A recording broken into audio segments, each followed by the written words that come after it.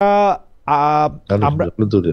আমরা হেলাল ভাই এবং মানান ভাই আপনাদের দুজনকেই একই প্রশ্ন কিছু কতগুলি করব। এর মধ্যে থেকে প্রথমে আমি আসলে আপনার কাছে আসতে চাই হেলাল ভাই, যে এই প্রশ্নটা মান্নান ভাই আপনার কাছে জন্যও থাকবে। আগে আমরা হেলাল ভাইকে একটু শুনে আসি। হেলাল ভাই, আপনি যদি একটু সংক্ষিপ্তভাবে বলতেন যে সরকারের তরফ থেকে আমাদের জানানো হয়েছে যে এই সরকারি নির্বাচনকালীন সরকারের ভূমিকা পালন করবেন, আপনারা এইটাতে সন্তুষ্ট কিনা, নাকি আপনারা সরকারে কোনো অন্তর্ভুক্তি বা বিয়োজন চান? না, আমাদের বক্তব্য হলো যে বর্তমান যে ইউনূস সরকার, অন্তর্বর্তীকালীন সরকার, এটাকে আপনি নির্বাচনকালীন সরকারও বলতে পারেন। এই সরকারের নেতৃত্বেই আগামী নির্বাচনটা হবে। এখানে সংযোজন বিয়োজনের কথা অনেকেই বলেছে, কিন্তু আমাদের বক্তব্য হলো সরকার তার চরম নিরপেক্ষতা, তার শ্রেষ্ঠ নিরপেক্ষতা দেখাবে। অতএব সরকারের ভিতরে বর্তমান যে উপদেষ্টারা আছে তাদের যোজন বা বিয়োজনের কথা আমরা এখনো বলিনি। আমরা চাই যে তারা একটা নিরপেক্ষতা দেখাক। তবে প্রশাসনের যে পদায়ন, যে বদলি, যে নিয়োগগুলো হচ্ছে, বা হুম। যে আপনার নির্বাচনকে সামনে রেখে এইগুলো নিয়ে কিন্তু আমরা কিছু কথা বলেছি, আপনি ইতিমধ্যে শুনেছেন। যেমন আচ্ছা। আমরা বলেছি যে রিটার্নিং অফিসার গুলো যদি নির্বাচন কমিশন থেকে দেওয়া হয়, নির্বাচন যে কর্মকর্তাগুলো জেলায় জেলায় আছে, তাহলে কিন্তু নির্বাচন কমিশন একটু শক্তিশালী সংগঠনে পরিণত হয়। কারণ আপনি প্রশাসনকে যদি রিটার্নিং অফিসার দেন, তাহলে নির্বাচন কমিশনেরও কিন্তু কিছু সক্ষমতা ঘাটতি হয়। হুম। এইসব বিষয় আপনি দেখেছেন অলরেডি। সুতরাং আমি আমরা বর্তমান যে আমরা এই বিষয়গুলিতে আসবো হেলাল ভাই, তবে আপাতত আপনার সরকারের মধ্যে কোনো রকম সংযোজন বিয়োজন এগুলি কোনো কিছু চান না। একসময় আপনারা দুই ছাত্র উপদেষ্টা সহ নিরাপত্তা উপদেষ্টা পদত্যাগের দাবি করেছিলেন, সেই দাবি থেকে তাহলে আপনারা সরে এসেছেন? না, আমাদের দাবি করেছিলাম এবং সেই দাবি থেকে সরে যাচ্ছি, এরকম কোনো বক্তৃতা কিন্তু এখনো আমরা দেইনি।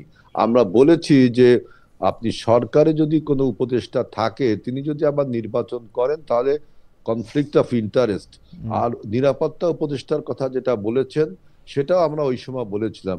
কিন্তু এখন আমাদের সামনে চূড়ান্ত লক্ষ্য হলো একটি সুষ্ঠু, গ্রহণযোগ্য, অ্যাকসেপ্টেবল নির্বাচন। হুম। এজন্য আমরা সবকিছুকে উপেক্ষা করে এখন নির্বাচনটাকে আমরা প্রাধান্য দিচ্ছি। ওকে। সেজন্য সরকারের নিরপেক্ষতাই একটা আমাদের সুষ্ঠু নির্বাচনের পথকে আরো সুগম করবে। ওকে। তার মানে সরকারের তরফ থেকে যে আমাদের জানানো হলো, ধন্যবাদ হেলাল ভাই। আমরা একটু ডক্টর আব্দুল মান্নান আপনার কাছে আসি, যে আমাদের জানানো হয়েছে যে সরকারের তরফ থেকে যে এই সরকারি নির্বাচনকালীন সরকার হিসেবে পালন করবে, এবং তার মধ্যে কোনো সংযুক্তি বা বিযুক্তির কোনো সম্ভাবনা তারা এই মুহূর্তে দেখছেন না। আপনারা এই ব্যাপারটা নিয়ে সন্তুষ্ট কিনা, ডক্টর আব্দুল মান্নান? জি, আপনাকে ধন্যবাদ খালেদ ভাই, আমাদের সহ আলোচক, আমাদের শ্রদ্ধাভাজন বড় ভাই আজ্জুল বারী হেলাল ভাই, আপনাকেও ধন্যবাদ জানাই। আমাকে কি শোনা যায়? একদম স্পষ্ট শোনা যাচ্ছে। মান্নান ভাই, আপনি বলেন। জি, জি, থ্যাংক ইউ। তো আপনি যে প্রশ্নটা করেছেন যে এই যে অন্তর্বর্তীকালীন সরকার, এই অন্তর্বর্তীকালীন সরকারের প্রতি আমরা সন্তুষ্ট কিনা। দেখেন, অন্তর্বর্তীকালীন সরকার, আমরা বাংলাদেশের সকল জনগণ মিলেই এই সরকারকে বসিয়েছে। কোনো রাজনৈতিক দলের সদিচ্ছা বা ইচ্ছার কারণে এই সরকার গঠিত হয় নাই। তাহলে আমি মনে করি এই সরকার জনগণের সরকার। এটার মাধ্যম দিয়ে আমরা আগামী দিনে একটা অবাধ এবং সুষ্ঠু নির্বাচনের আশা করি। তবে সেক্ষেত্রে এই সরকারের কিছু কিছু আচার আচরণ এবং কর্মপদ্ধতি এই সরকার নিরপেক্ষ কিনা, সেই নিরপেক্ষতার বিষয়টাকে অনেক জায়গায় প্রশ্নবিদ্ধ হয়েছে, যার কারণে আমাদের দল সহ সম্ভাবনা যে 8টি দল আছে, আমাদের পক্ষ থেকে এখনো পর্যন্ত কিন্তু আমরা কিছু কর্মসূচি নিয়ে মাঠে এখনো আছি এবং সেই কর্মসূচির ভিতরে আমরা আছি। বিশেষ করে লেভেল প্লেইং ফিল্ড তৈরি করার যে বিষয়টা আছে, গণভোটটাকে এখনো আমরা আগে চাই, কারণ বাংলাদেশের সেই আমরা সক্ষমতা গণভোট প্রসঙ্গে, এখনো ডক্টর মান্নান, তৈরি আমরা গণভোট প্রসঙ্গে হয়নি। আসবো। আমি এরকম এই পর্যায়ে যদি, কারণ অনেকগুলি প্রশ্ন রয়েছে, আপনি যদি এই পর্যায়ে শুধু জানতেন, মানে আমাদের বলতেন যে নিরপেক্ষতা প্রশ্নবিদ্ধ বলছেন, সেটা কি আপনাদের কোনো উপদেষ্টা নিয়ে ঝামেলা, মানে এই কোনো একটা উপদেষ্টার প্রত্যেক চান, নতুন কোনো না, উপদেষ্টা চান? আমরা আমরা আমরা আমরা কখনো কোনো ইন্ডিভিজুয়াল উপদেষ্টার পদত্যাগ চাইনি। হুম হুম। বা সরকার, মানে ডক্টর ইউনূসের আন্ডারে ইলেকশনের ব্যাপারে আপনাদের কোনো আপত্তিও এই পর্যায়ে নাই? না, এই পর্যায়ে আমাদের দল থেকে এরকম কোনো আপত্তি নেই। কিন্তু যে নিরপেক্ষতার কথা আপনারা প্রশ্ন তুলছেন, সেই নিরপেক্ষতা কার ব্যাপারে আসলে? মানে এটা কি ডক্টর ইউনূসের ব্যাপারে? এটা নাকি মানে কার এটা ব্যাপারে? এটা এই এই এই নিরপেক্ষতার বিষয়টা হচ্ছে গোটা অন্তর্বর্তী সরকারের অবস্থানগত ব্যাপারে। যেরকম লন্ডন বৈঠক হয়েছে, হুম হুম লন্ডন বৈঠকের পরে কিন্তু আমরা আমাদের অবস্থান ব্যক্ত করেছি। হুম। লন্ডন বৈঠকের পরে যেভাবে একটা দলের সাথে প্রেস ব্রিফিং হয়েছে, এটা বাংলাদেশের জনগণ সুন্দরভাবে নেয়নি। এটা বাংলাদেশের যে আমাদের পলিটিক্যাল কালচার, এটাকে খেলাপ করেছে। এছাড়াও বিভিন্ন জায়গায় ডিসিশন মেকিং এর ক্ষেত্রে দেখা গিয়েছে যে অনেক জায়গায় অধিকাংশ দলের মতামতকে উপেক্ষা করে একটা দলের প্রতি অর্থাৎ আপনারা কিছুটা অর্থাৎ আপনারা সমর্থন অর্থাৎ আপনারা পুষ্টতা ডক্টর দেখা গিয়েছে। ডক্টর ইউনূসের নিরপেক্ষতা নিয়ে আপনারা প্রশ্ন তুলছেন? না, আমরা ডক্টর ইউনূসের সরকারের যে মানে সামগ্রিক মানে ডিসিশনের ডক্টর ক্ষেত্রে জায়গা। ডক্টর মান্নান, মানে বৈঠক করেছেন ডক্টর ইউনূস, আপনি অবস্থানের কথা বলছেন, সার্বিক সরকারের কথা বলছেন, কেন আপনি ডক্টর ইউনূসের কথা কেন না, বলতেছেন না, যে তার নিরপেক্ষতা নিয়ে আপনার প্রশ্ন আছে? ডক্টর ইউনূসের যে সমালোচনা বা তার ব্যাপারে আমাদের যে বক্তব্য, সেটা কিন্তু আমরা দলীয়ভাবে দিয়েছি। হ্যাঁ। সেটা তো আমরা বলেছি, আমাদের অবস্থান ব্যক্ত করেছি। এখানে তো আমরা কোনো কিছু বলছি না যে অমুকের প্রতি আমাদের ভালোবাসা আছে, অমুকের প্রতি আমাদের নাই, এটা তো আমরা বলছি না। কাজেই আমরা বলতে চাই যে প্রধান উপদেষ্টা তিনি যদি কোনো জায়গায় কি কোনো দিকে হেলে পড়েন, তাকে তো আমাদের বলার সুযোগ দিতে হবে। তার অর্থ এই না যে আমরা তার প্রতি অসন্তুষ্ট বা তার কার্যক্রমে আমরা মানে আমরা তার বিরুদ্ধে বিব্রত, বলছি, এটা মানে আমরা বলি। জামাত ইসলামের অবস্থান হচ্ছে আমরা তার বিরুদ্ধে বলছি, কিন্তু তার বিপক্ষে আমরা অসন্তুষ্ট নই। ঠিক আছে, বোঝা গেল। না, আমরা তো তাকে তার রাইট ট্র্যাকে রাখার জন্য আমাদেরকে বলতেই হবে, এবং আমরা আরো বলবো। ওকে, আপনারা আরো বলবেন, তবে তার বিরুদ্ধে আপনাদের কোনো অনাস্থা নাই, কিন্তু তার বিরুদ্ধে কিছু অসন্তুষ্টি আছে, আমি যদি এটাকে এইভাবে সামারাইজ করি। এই প্রশ্নটা আসলে আমরা ডক্টর মান্নানকে দিয়ে শুরু করতে চাই, এবং হেলাল ভাইয়ের কাছে আমরা এরপরে এটার ব্যাপারে হেলাল ভাইয়ের অবস্থান একটু জানবো, বিএনপির অবস্থান একটু জানতে চেষ্টা করবো। সেটা হচ্ছে যে বর্তমানে নিরাপত্তা উপদেষ্টা জনাব ডক্টর খলিলুর রহমান ভারতের যে জাতীয় নিরাপত্তা উপদেষ্টা, তার সঙ্গে বৈঠক করেছেন জনাব অজিত দোভালের সঙ্গে। এই বৈঠককে আপনারা আসলে কিভাবে দেখছেন? আপনি কি মনে করছেন যে এই বৈঠক খুব জরুরি ছিল? এই বৈঠকটা কেন হচ্ছে বলে আপনার মনে হয় ডক্টর মান্নান? আমরা হেলাল ভাইয়ের কাছে একটু জানতে চাচ্ছি। জি, আপনাকে ধন্যবাদ। না, হেলাল ভাই একটু পরে বলবেন, আমরা একটু ডক্টর মান্নানকে শুনি। জি ডক্টর মান্নান। জি, ধন্যবাদ। দেখেন, বাংলাদেশের অন্তর্বর্তী সরকার থেকে এখনো পর্যন্ত কোনো ব্রিফ দেওয়া হয় না এইভাবে যে কেন, কি কারণে জরুরিভাবে ওনারা গিয়েছেন, এবং ওখান থেকে ফিরে এসে ওনারা যখন প্রেস ব্রিফিং করবেন, তখনই আমরা বুঝতে পারবো যে কি কি কারণে সেখানে যাওয়া দরকার ছিল, কি কি কারণে যাওয়া দরকার ছিল না। কাজেই পুরো বিষয়টা অস্পষ্ট থাকা অবস্থায় এখানে কোনো মতামত দেওয়াটা আমি যৌক্তিক মনে করি না। এই ব্যাপারে আমি একটু জনাব আজিজুল বারী হেলাল, আপনার কাছ থেকে জানতে চাইবো যে আপনি বিষয়টাকে কিভাবে দেখছেন, যে বাংলাদেশের জাতীয় নিরাপত্তা উপদেষ্টা ভারতের জাতীয় নিরাপত্তা উপদেষ্টার সঙ্গে বৈঠক করতে দিল্লি গিয়েছেন, এবং সেই ক্ষেত্রে কি বিষয়গুলি নিয়ে আলোচনা হতে পারে বা কি নিয়ে আলোচনা হচ্ছে, তা আপনি কি মনে করেন? কেন গিয়েছেন তিনি সেখানে? এইটা আমি দেখলাম যে আপনার কলম্বো সিকিউরিটি কনক্লেভ একটা অনুষ্ঠান, এটা নয়াদিল্লির ফরেন সার্ভিস একাডেমিতে হচ্ছে। আমি দেখলাম এটা একটা বৈঠক হচ্ছে দুই দেশের নিরাপত্তা উপদেষ্টা এবং আরো অন্য দেশেরও নিরাপত্তা উপদেষ্টারা মনে আছে সেখানে। আমি আজকে পত্রিকায় দেখলাম যে বলছে যে বাংলাদেশ তার আভ্যন্তরীণ নিরাপত্তা এবং আভ্যন্তরীণ ব্যাপারে অন্য কারো হস্তক্ষেপ কামনা করে না। তার মানে আগে হস্তক্ষেপ হয়েছে। সুতরাং এই বিষয়টা আমাদের নিরাপত্তা উপদেষ্টা যেটা বলেছে, এটা আমি তার সাথে একমত হই, যে আমাদের আভ্যন্তরীণ বিষয়ে, আমাদের রাজনীতির বিষয়ে, আমাদের নিরাপত্তা বিষয়ে আমাদের বক্তব্যটাই আর কি প্রধান হয়ে উঠবে। আমরাই আমাদের নিরাপত্তার কথা বলবো। এজন্য আমাদের দেখবেন যে পররাষ্ট্র নীতিতে আমরা একটা কথা বলেছি যে সবার আগে বাংলাদেশ, অর্থাৎ ওই যে friends to all malice two নান, এই নীতির থেকে কিন্তু বিএনপি যে পরিবর্তন ঘটাবে, সবার আগে বাংলাদেশ, তারই একটা প্রতিধ্বনি যদি মনে হয় আজকের এই বক্তব্যটাকে। আপনি আবার বলতে পারেন তাহলে কি নিরাপত্তা উপদেষ্টা আপনাদের ফরেন পলিসিতে কথা বলছে? আমি ব্যক্তিগতভাবে মনে করি তিনি আজকে যে কথাটা না, এটা বলেছেন, তো একটু মনে করার কারণই আছে যে হঠাৎ করে ডক্টর খলিলুর রহমান বিএনপির অনেক প্রিয় হয়ে উঠেছেন, যে ডক্টর খলিলুর রহমানের না আমাদের প্রিয় হয়ে, আমি তো এই জন্যই বলছি খালেদ ভাই যে আপনি এটা বলবেন আমি জানি যে আমি পত্রিকার হেডলাইন দেখে বলছি। কারণ খেয়াল করেন হেলাল ভাই, এই ডক্টর খলিলুর রহমানকে উপদেষ্টা পরিষদে থাকতেই দেওয়া হবে না। এখন হচ্ছে ডক্টর খলিলুর রহমান হচ্ছে বিএনপির সবচেয়ে প্রিয় উপদেষ্টাদের একজন। আমার কোনো না অসুবিধা না নাই। এটা কিন্তু খালেদ ভাই, আমি কিন্তু আমার কথায় যদি আপনার এটা মনে হয় তাহলে আমি মনে করছি আপনি আমাকে আপনি আমার ভুল হচ্ছে। আমি বলছি যে জি পত্রিকা রিপোর্ট দেখলাম যে জি বলছে যে আভ্যন্তরীণ বিষয়ে হস্তক্ষেপ করার নীতি মেনে চলার জন্য দুই পক্ষকে আহ্বান জানিয়েছে। ওকে আমি সেখানে বলছি যে বিএনপি এইটা বিশ্বাস করে। এখন বিএনপির এই বিশ্বাসের সাথে উনার কথা যদি মিলে যায় তাহলে তো আপনি বলতে পারবেন ওকে যে উনি আমাদের না খুব প্রিয় খালিদ লোক। ভাই এই ব্যাপারে আমাকে একটু টাইম দিবেন। জি জি একটু ছোট করে যদি বলেন ডক্টর মান্নান। জি জি, আসলে বাংলাদেশ জামাত ইসলামী বরাবরের মতোই কিন্তু ন্যায্যতার ভিত্তিতে বাংলাদেশের সাথে প্রতিবেশীদের সম্পর্কের কথা বলে। হুম আমরা আরো খুশি হতাম যে উনি যেরকম ন্যায়ানুগ এবং বাংলাদেশ তার অবস্থান ব্যক্ত করবে, কিন্তু সম্প্রতি ঘটে যাওয়া যে বন্দি বিনিময় চুক্তি কিন্তু আমাদের সাথে ইন্ডিয়ার আছে, এ ব্যাপারে উনি কোনো কথা বলেছেন কিনা এটা আমাদের জানা নেই। আর আমাদের ভাইয়েরা সবসময় বলেন, কখনো পক্ষে বলেন কখনো বিপক্ষে বলেন, সুবিধা যেদিকে পান সেদিকে দেখে বলেন। এই সরকারকে কিন্তু ওনারা বারবার অনির্বাচিত সরকার বলেছেন এবং এখনো তো বলি মান্নান, এখনো বলি। নিরাপত্তা, হ্যাঁ এখনো বলেন, আবার তাদের পরে আস্থা রেখেই আপনারা মানে সেই নির্বাচন তাকে করতে না চান। আমার মনে হয় এই তর্কটা একটু আলাদা, এটার বিকল্প কিছু নেই। তুমি এই যদি তর্কটা এখন এই সরকারকে বাদ দাও তাহলে বাংলাদেশের না গণতন্ত্র, সরকার বাংলাদেশের ভবিষ্যৎ কোন দিকে যাবে? হেলাল ভাই আমার কাছে মনে হয় যে বলতে এই তর্কটা আমরা যখন একটু সামনের দিকে যাব তখন বলবো। কিছু প্রশ্ন আপনাদের জন্য কমন রয়েছে, সেই প্রশ্নগুলি আমি একটু করে দিই। আমি মনে করি জি, যে ডক্টর মান্নান। এখানে বাংলাদেশের আদালত কর্তৃক ঘোষিত আসামিদের ব্যাপারে আলাপ আলোচনা থাকার প্রয়োজন ছিল। না, বাংলাদেশ যে জুলাই সেটা তো আপনি আগেই বললেন যে সেই আলোচনাটা হয়েছে কিনা আমরা তো উনারা আসলে জানবো। কিন্তু অনেকগুলো বিষয়ে তো কথা বের হচ্ছে, কিন্তু এরকম বিষয়ে কোনো কথা আমরা দেখি নাই।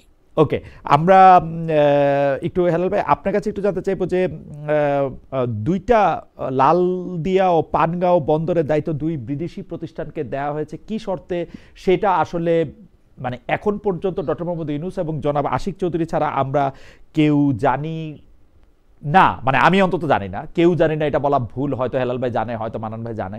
আমরা একটু হেলাল ভাইকে বলবো যে এই ব্যাপারটা আপনি আসলে কিভাবে দেখেন সরকারের শেষ পর্যায়ে এখন? আমি আসলে, আপনি খালেদ ভাই একটা ভালো কোশ্চেন করছেন যে দুইটা বন্দর আপনার দুইটা বিদেশি প্রতিষ্ঠানকে যে ইজারা বা কন্ট্রাক্ট যাই বলেন দিল, এটা তো মনে হয় 30 বছরের চুক্তি, এরকম একটা কি মনে হয় চুক্তি হয়েছে, তাই না? তাহলে পরবর্তী সরকার এইটা কি মানতে বাধ্য, না পরবর্তী সরকার এটা রিভাইজ করতে পারবে, এই জিনিসটা খালেদ ভাই আমার কাছে জানা নেই।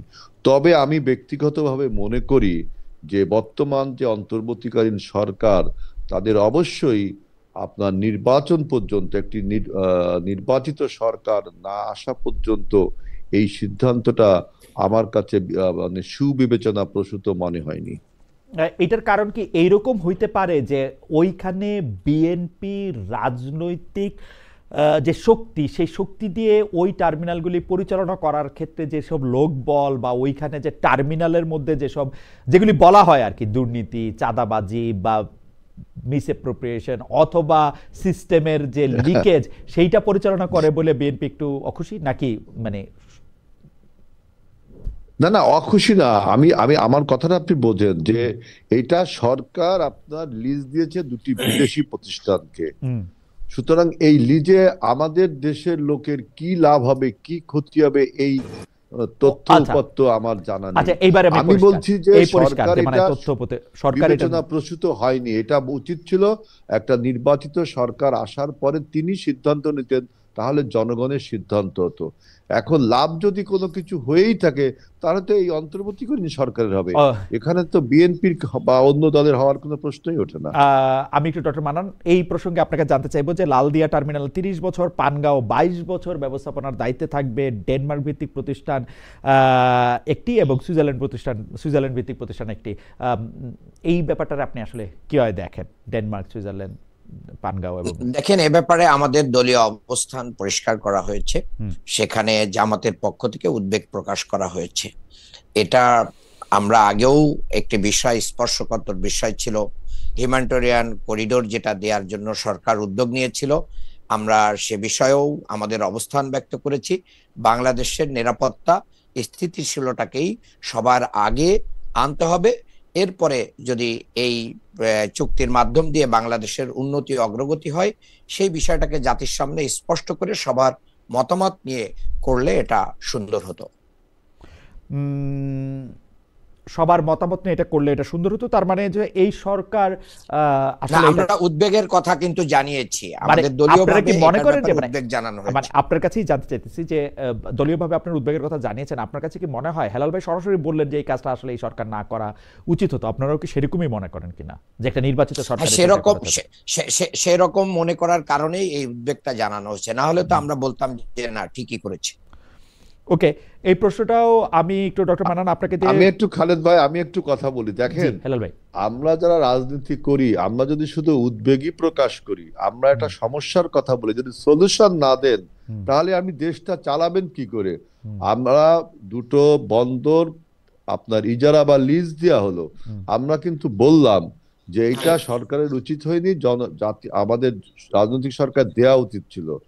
আর এইটা এবং কিভাবে এই বন্দরগুলো চালানো উচিত এর একটা সমাধান দেওয়া উচিত। আপনি শুধু উদ্বেগ প্রকাশ করবেন, সুপারফিশিয়াল কথা বলবেন, তাইলে কিন্তু আপনি সরকার চালানোর যে অভিজ্ঞতা যে মানে আপনাদের যে নেই, তার কিন্তু একটা বড় প্রমাণ হয়ে যাবে। সুতরাং আগামীতে সরকারটা আমাদের চালাতে হবে। আমরা বলেছি যে জাতীয় সরকারের কথা, অর্থাৎ সরকারে যে আপনারা থাকবেন না তাও কিন্তু না। সুতরাং কথা যদি আপনি সুপারফিশিয়াল বলে যান যে উদ্বেগ প্রকাশ করছি, আমার মনে না, খালেদ ভাই আমি একটু বলি, জি, সেটা হচ্ছে যে আমাদের উদ্বেগের ভাষা তো পলিটিক্যাল ল্যাঙ্গুয়েজ, এটাকে তো বুঝতে হবে। উদ্বেগ কখন প্রকাশ করে? যখন মানুষ সেটা অ্যাকসেপ্ট করে না, এটা অ্যাকসেপ্ট করতে চায় না। আর আমরা বলেছি সকল রাজনৈতিক দলকে সাথে নিয়ে আলাপ আলোচনার মাধ্যম দিয়ে প্রধান উপদেষ্টা এটা করতে পারতেন, এটা টেবিলে আনতে পারতেন, এই টেবিলে আনার মাধ্যমে এটা করতে পারতেন। কিন্তু ডক্টর মান্নান, জামায়াতের এই প্রতিবাদটাকে একটু সফট মনে হয়েছে কিনা, মানে মনে হয়েছে কিনা যে না, মানে কারণ অন্য ক্ষেত্রে যেমন জামাত দৃঢ়ভাবে একটা প্রতিবাদ করে অন্য কোনো অন্যায়ের ক্ষেত্রে, এইটাকে আমি আসলে আপনাদের যেটা আনুষ্ঠানিক প্রতিবাদ সেটা একটু দেখতেছিলাম, সেটা একটু সফট মনে হয় কিনা, মানে ডক্টর মান্নান আমার কাছে মনে হয় যে জামায়াত যেটা খারাপ মনে করে সেটার ব্যাপারে কিন্তু আসলে সে দৃঢ় অবস্থান নেয়, আর যেটার ব্যাপারে সে একটু মানে you know better than me actually, আমি শিওর যে আপনি আচ্ছা বিএনপি কে কোনো কর্মসূচি দিয়ে না, কর্মসূচির প্রসঙ্গে আমি আসতেছি না। বিএনপি না, বিএনপি তো দুজন খালেদ ভাই সমস্যা, আমি একটু মান্নান বলি, জামাত আসলে এখন একটা রিফর্মিস্ট দলে পরিণত হয়েছে, এই জন্য আর কি কথাগুলো এখনো ক্লিয়ার না, কিন্তু হেলাল ভাই জামায়াতকে গালি দেওয়া যত সহজ রিফর্মিস্ট বা অন্য ফরমিস্ট বইলে,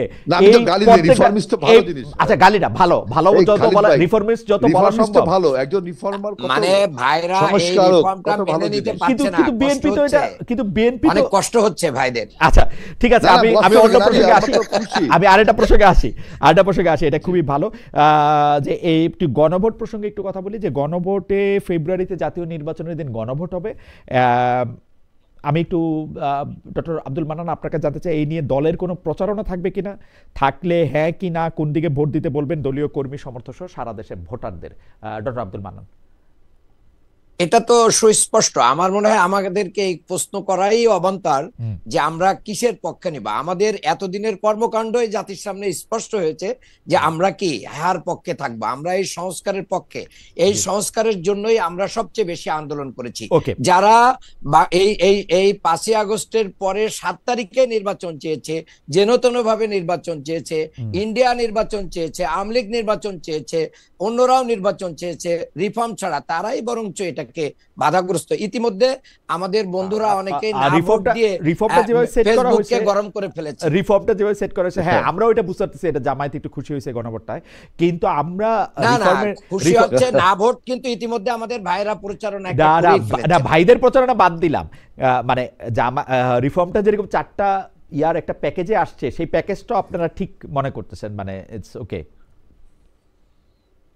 প্যাকেজ তো এখন যেভাবে আসছে, এই প্যাকেজটাকে আমরা আরো কিছু যদি এই প্যাকেজের ভিতরে ঢুকাই দেওয়া যেত, তাহলে রিফর্মটা আরেকটু সুন্দর হতো। ওকে ওকে, পরিষ্কার। জাতীয় নির্বাচনের দিন গণভোট হবে, আপনারা সেরকমই চাইছিলেন হেলাল ভাই। এই নিয়ে দলীয় প্রচারণা থাকবে কিনা, আপনারা হা নাকি না কোন দিকে ভোট দিতে বলবেন দলীয় কর্মী সমর্থক সহ দেশের ভোটারদের? যে আমি প্রথমে একটা কথা বলতে চাই যে জাতীয় নির্বাচন গণভোট একদিনে হবে, এটা আমরা চাইছিলাম, এটা ঠিক, কিন্তু আমরা চাইছিলাম এই জন্য সরকার করছে, এই কথাটা কিন্তু ভুল। আমাদের সাথে আরো রাজনৈতিক দলও চাইছিল। এটা কাকতালীয়, তাই না? না না, আমি বলছি যে পলিটিক্যাল মেসেজটা দেখেন, আমরা একারা চাই, আরো রাজনৈতিক দলও চাইছিল। শুধুমাত্র জামাত এবং 5 দল, মানে জামাতের নেতৃত্বে যে 5টা দল, এবং এনসিপিও কিন্তু চাইছিল। 5টা না 8টা ভাই, একটু ভুল বলছেন। আচ্ছা 8টা ধরলাম, 10টা, কিন্তু মেজরিটি দল চাইছিল যে মেজরিটি মানে সংখ্যা, মানে ইন টার্মস অফ নাম্বার, এটা ঠিক। আপনার সবাই চাইছিল যে একদিনে যেন নির্বাচনটা হয়, এবং তার কারণ হিসাবেও বলছিল যে ভোটের টার্ন ইন কত হবে, টার্ন আউট কত হবে, তারপরে আপনার সাশ্রয়, এইসব কারণ বলা হয়েছিল।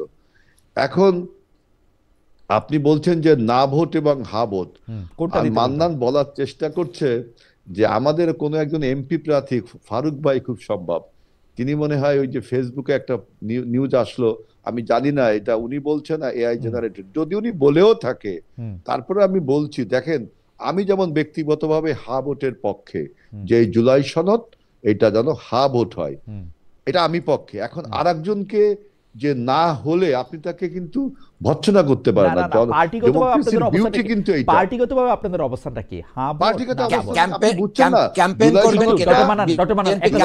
আমরা হেলাল ভাইকে একটু জানতে চাই যে আপনারা ক্যাম্পেইন করবেন জুলাই সনদটা, আপনি দেখেন জুলাই সনদটা এই যে লেখা সরলীকরণের ক্ষেত্রে এবং এই যে লেখার ক্ষেত্রে বিএনপির কত বড় অবদান, আমরা কত একাডেমিক বক্তব্য দিয়ে জুলাই সনদটাকে ঠিক করেছি, আমরা সবাই স্বাক্ষর করেছি।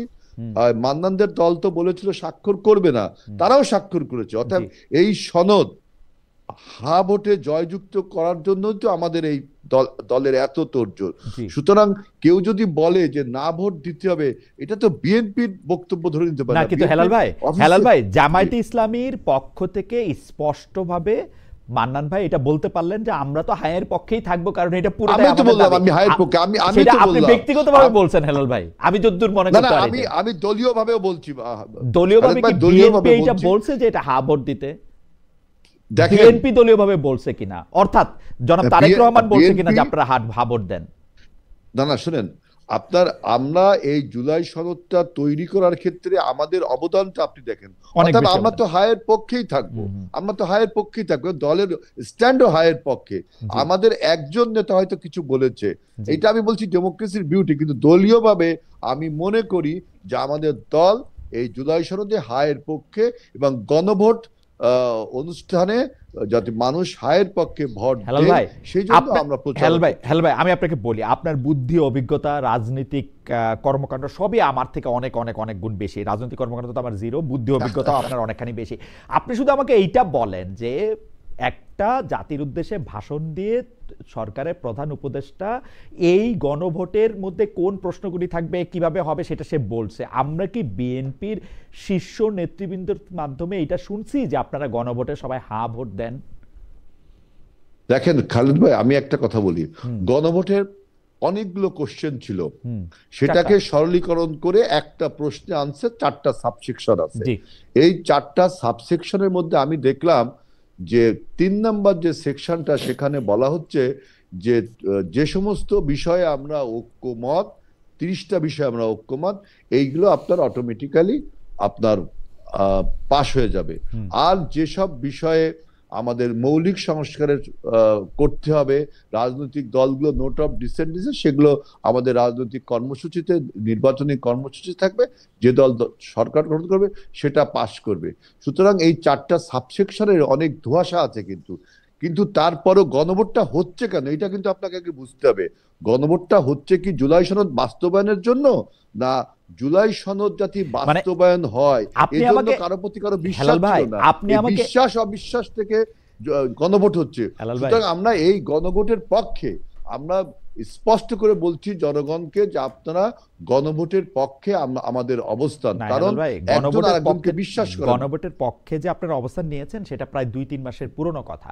আমি যেটা জি। জানতে চাইতেছিলাম যে গণভোটের পক্ষে মানে কোথায়, মানে আপনারা তো রাজনৈতিক নেতা, আপনারা তো দল, সাধারণ মানুষকে পথ প্রদর্শন করবেন, আমরা হ্যাঁ ভোট দিব না না ভোট দিব সেইটা বলতে আপনারা বলবেন কিনা বা কি বলতেছেন সেইটাই শুধু জানতে চাই। এটা আমরা জনাব আজিজুল বারী হায়লালের কথা শুনলাম যে তিনি বলতেছেন যে আমি হ্যাঁ ভোট দিতে চাই বা হ্যাঁ ভোট না দিতে বলবো, আপনাকে, কিন্তু জি, বিএনপি কি বলবে সেইটাও আমাদের একটু জানা দরকার না? আপনাকে তো বললাম যে 4টা সাবসেকশন, হুম। এটা কিন্তু জনগণ এখনো এই বিষয়টা অত উপলব্ধি করে উঠতে পারেনি।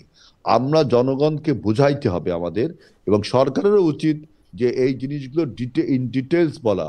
এবং বিএনপি দেখবেন যে আমরা জিনিসগুলো আরো মানুষের কাছে সহজবোধ্য করে তুলবো, এবং তখনই আমাদের আচ্ছা পার্টির থেকে অফিসিয়ালি হয়তো এই এ- বক্তব্য এ- আচ্ছা, এ- আসবে। হাত খালেদ দিবেন ভাই, কিনা না দিবেন? জি মানান ভাই বলেন। যে হেলাল ভাই আপনাকে ধন্যবাদ। মানান না, ভাই অল্প করে যদি বলেন, আমাদের অনেক প্রশ্ন না, আছে আসলে। আমরা আমরা কিন্তু ইসিতে যেও আমাদের দলীয় অবস্থান ব্যক্ত করা হয়েছে, গণভোটের পক্ষে ইসির প্রচারণা লক্ষ্য করা যাচ্ছে না। কাজেই একই দিনে ভোট হলে তো এ ব্যাপারে ইসিকে অবশ্যই কার্যক্রম পরিচালনা করতে হবে, এ ব্যাপারে জনগণকে সচেতন করতে হবে, টেলিভিশন সহ সোশ্যাল মিডিয়াতে এগুলোকে মানুষের সামনে আনতে হবে। আর বিএনপি আসলে দলীয়ভাবে এটার প্রচারণা চালাবে কিনা হ্যাঁ ভোটের পক্ষে, এই বিষয়টা কিন্তু হেলাল ভাই ক্লিয়ার করেন নাই। জামাতে মান্নান, তোমরা কি চালাচ্ছ? আমরা চালাচ্ছি তো, আমরা আছি, না জনগণ না বিশ্বাস করে না না, আমরা এটা করবো। আমার কাছে আমি মনে হয় যে দেখিনি। আমরা, আমরা এটা করবো। আমার কাছে মনে হয় যে আমরা অন্য একটা প্রসঙ্গে এখন যাই। আমরা আমি তো অন্য একটা দেখিনি দল, এখনো। অন্য একটা দল কি করবে না করবে সেটা নিশ্চয়ই আমরা আমি দেখতে এখনো পারবো। দেখিনি তো। আমরা একটু দেখতে পারবো, যে কারণ ইলেকশন সামনে আসলে আরো অনেকগুলি বিষয় আমাদের পরিষ্কার হয়ে যাবে।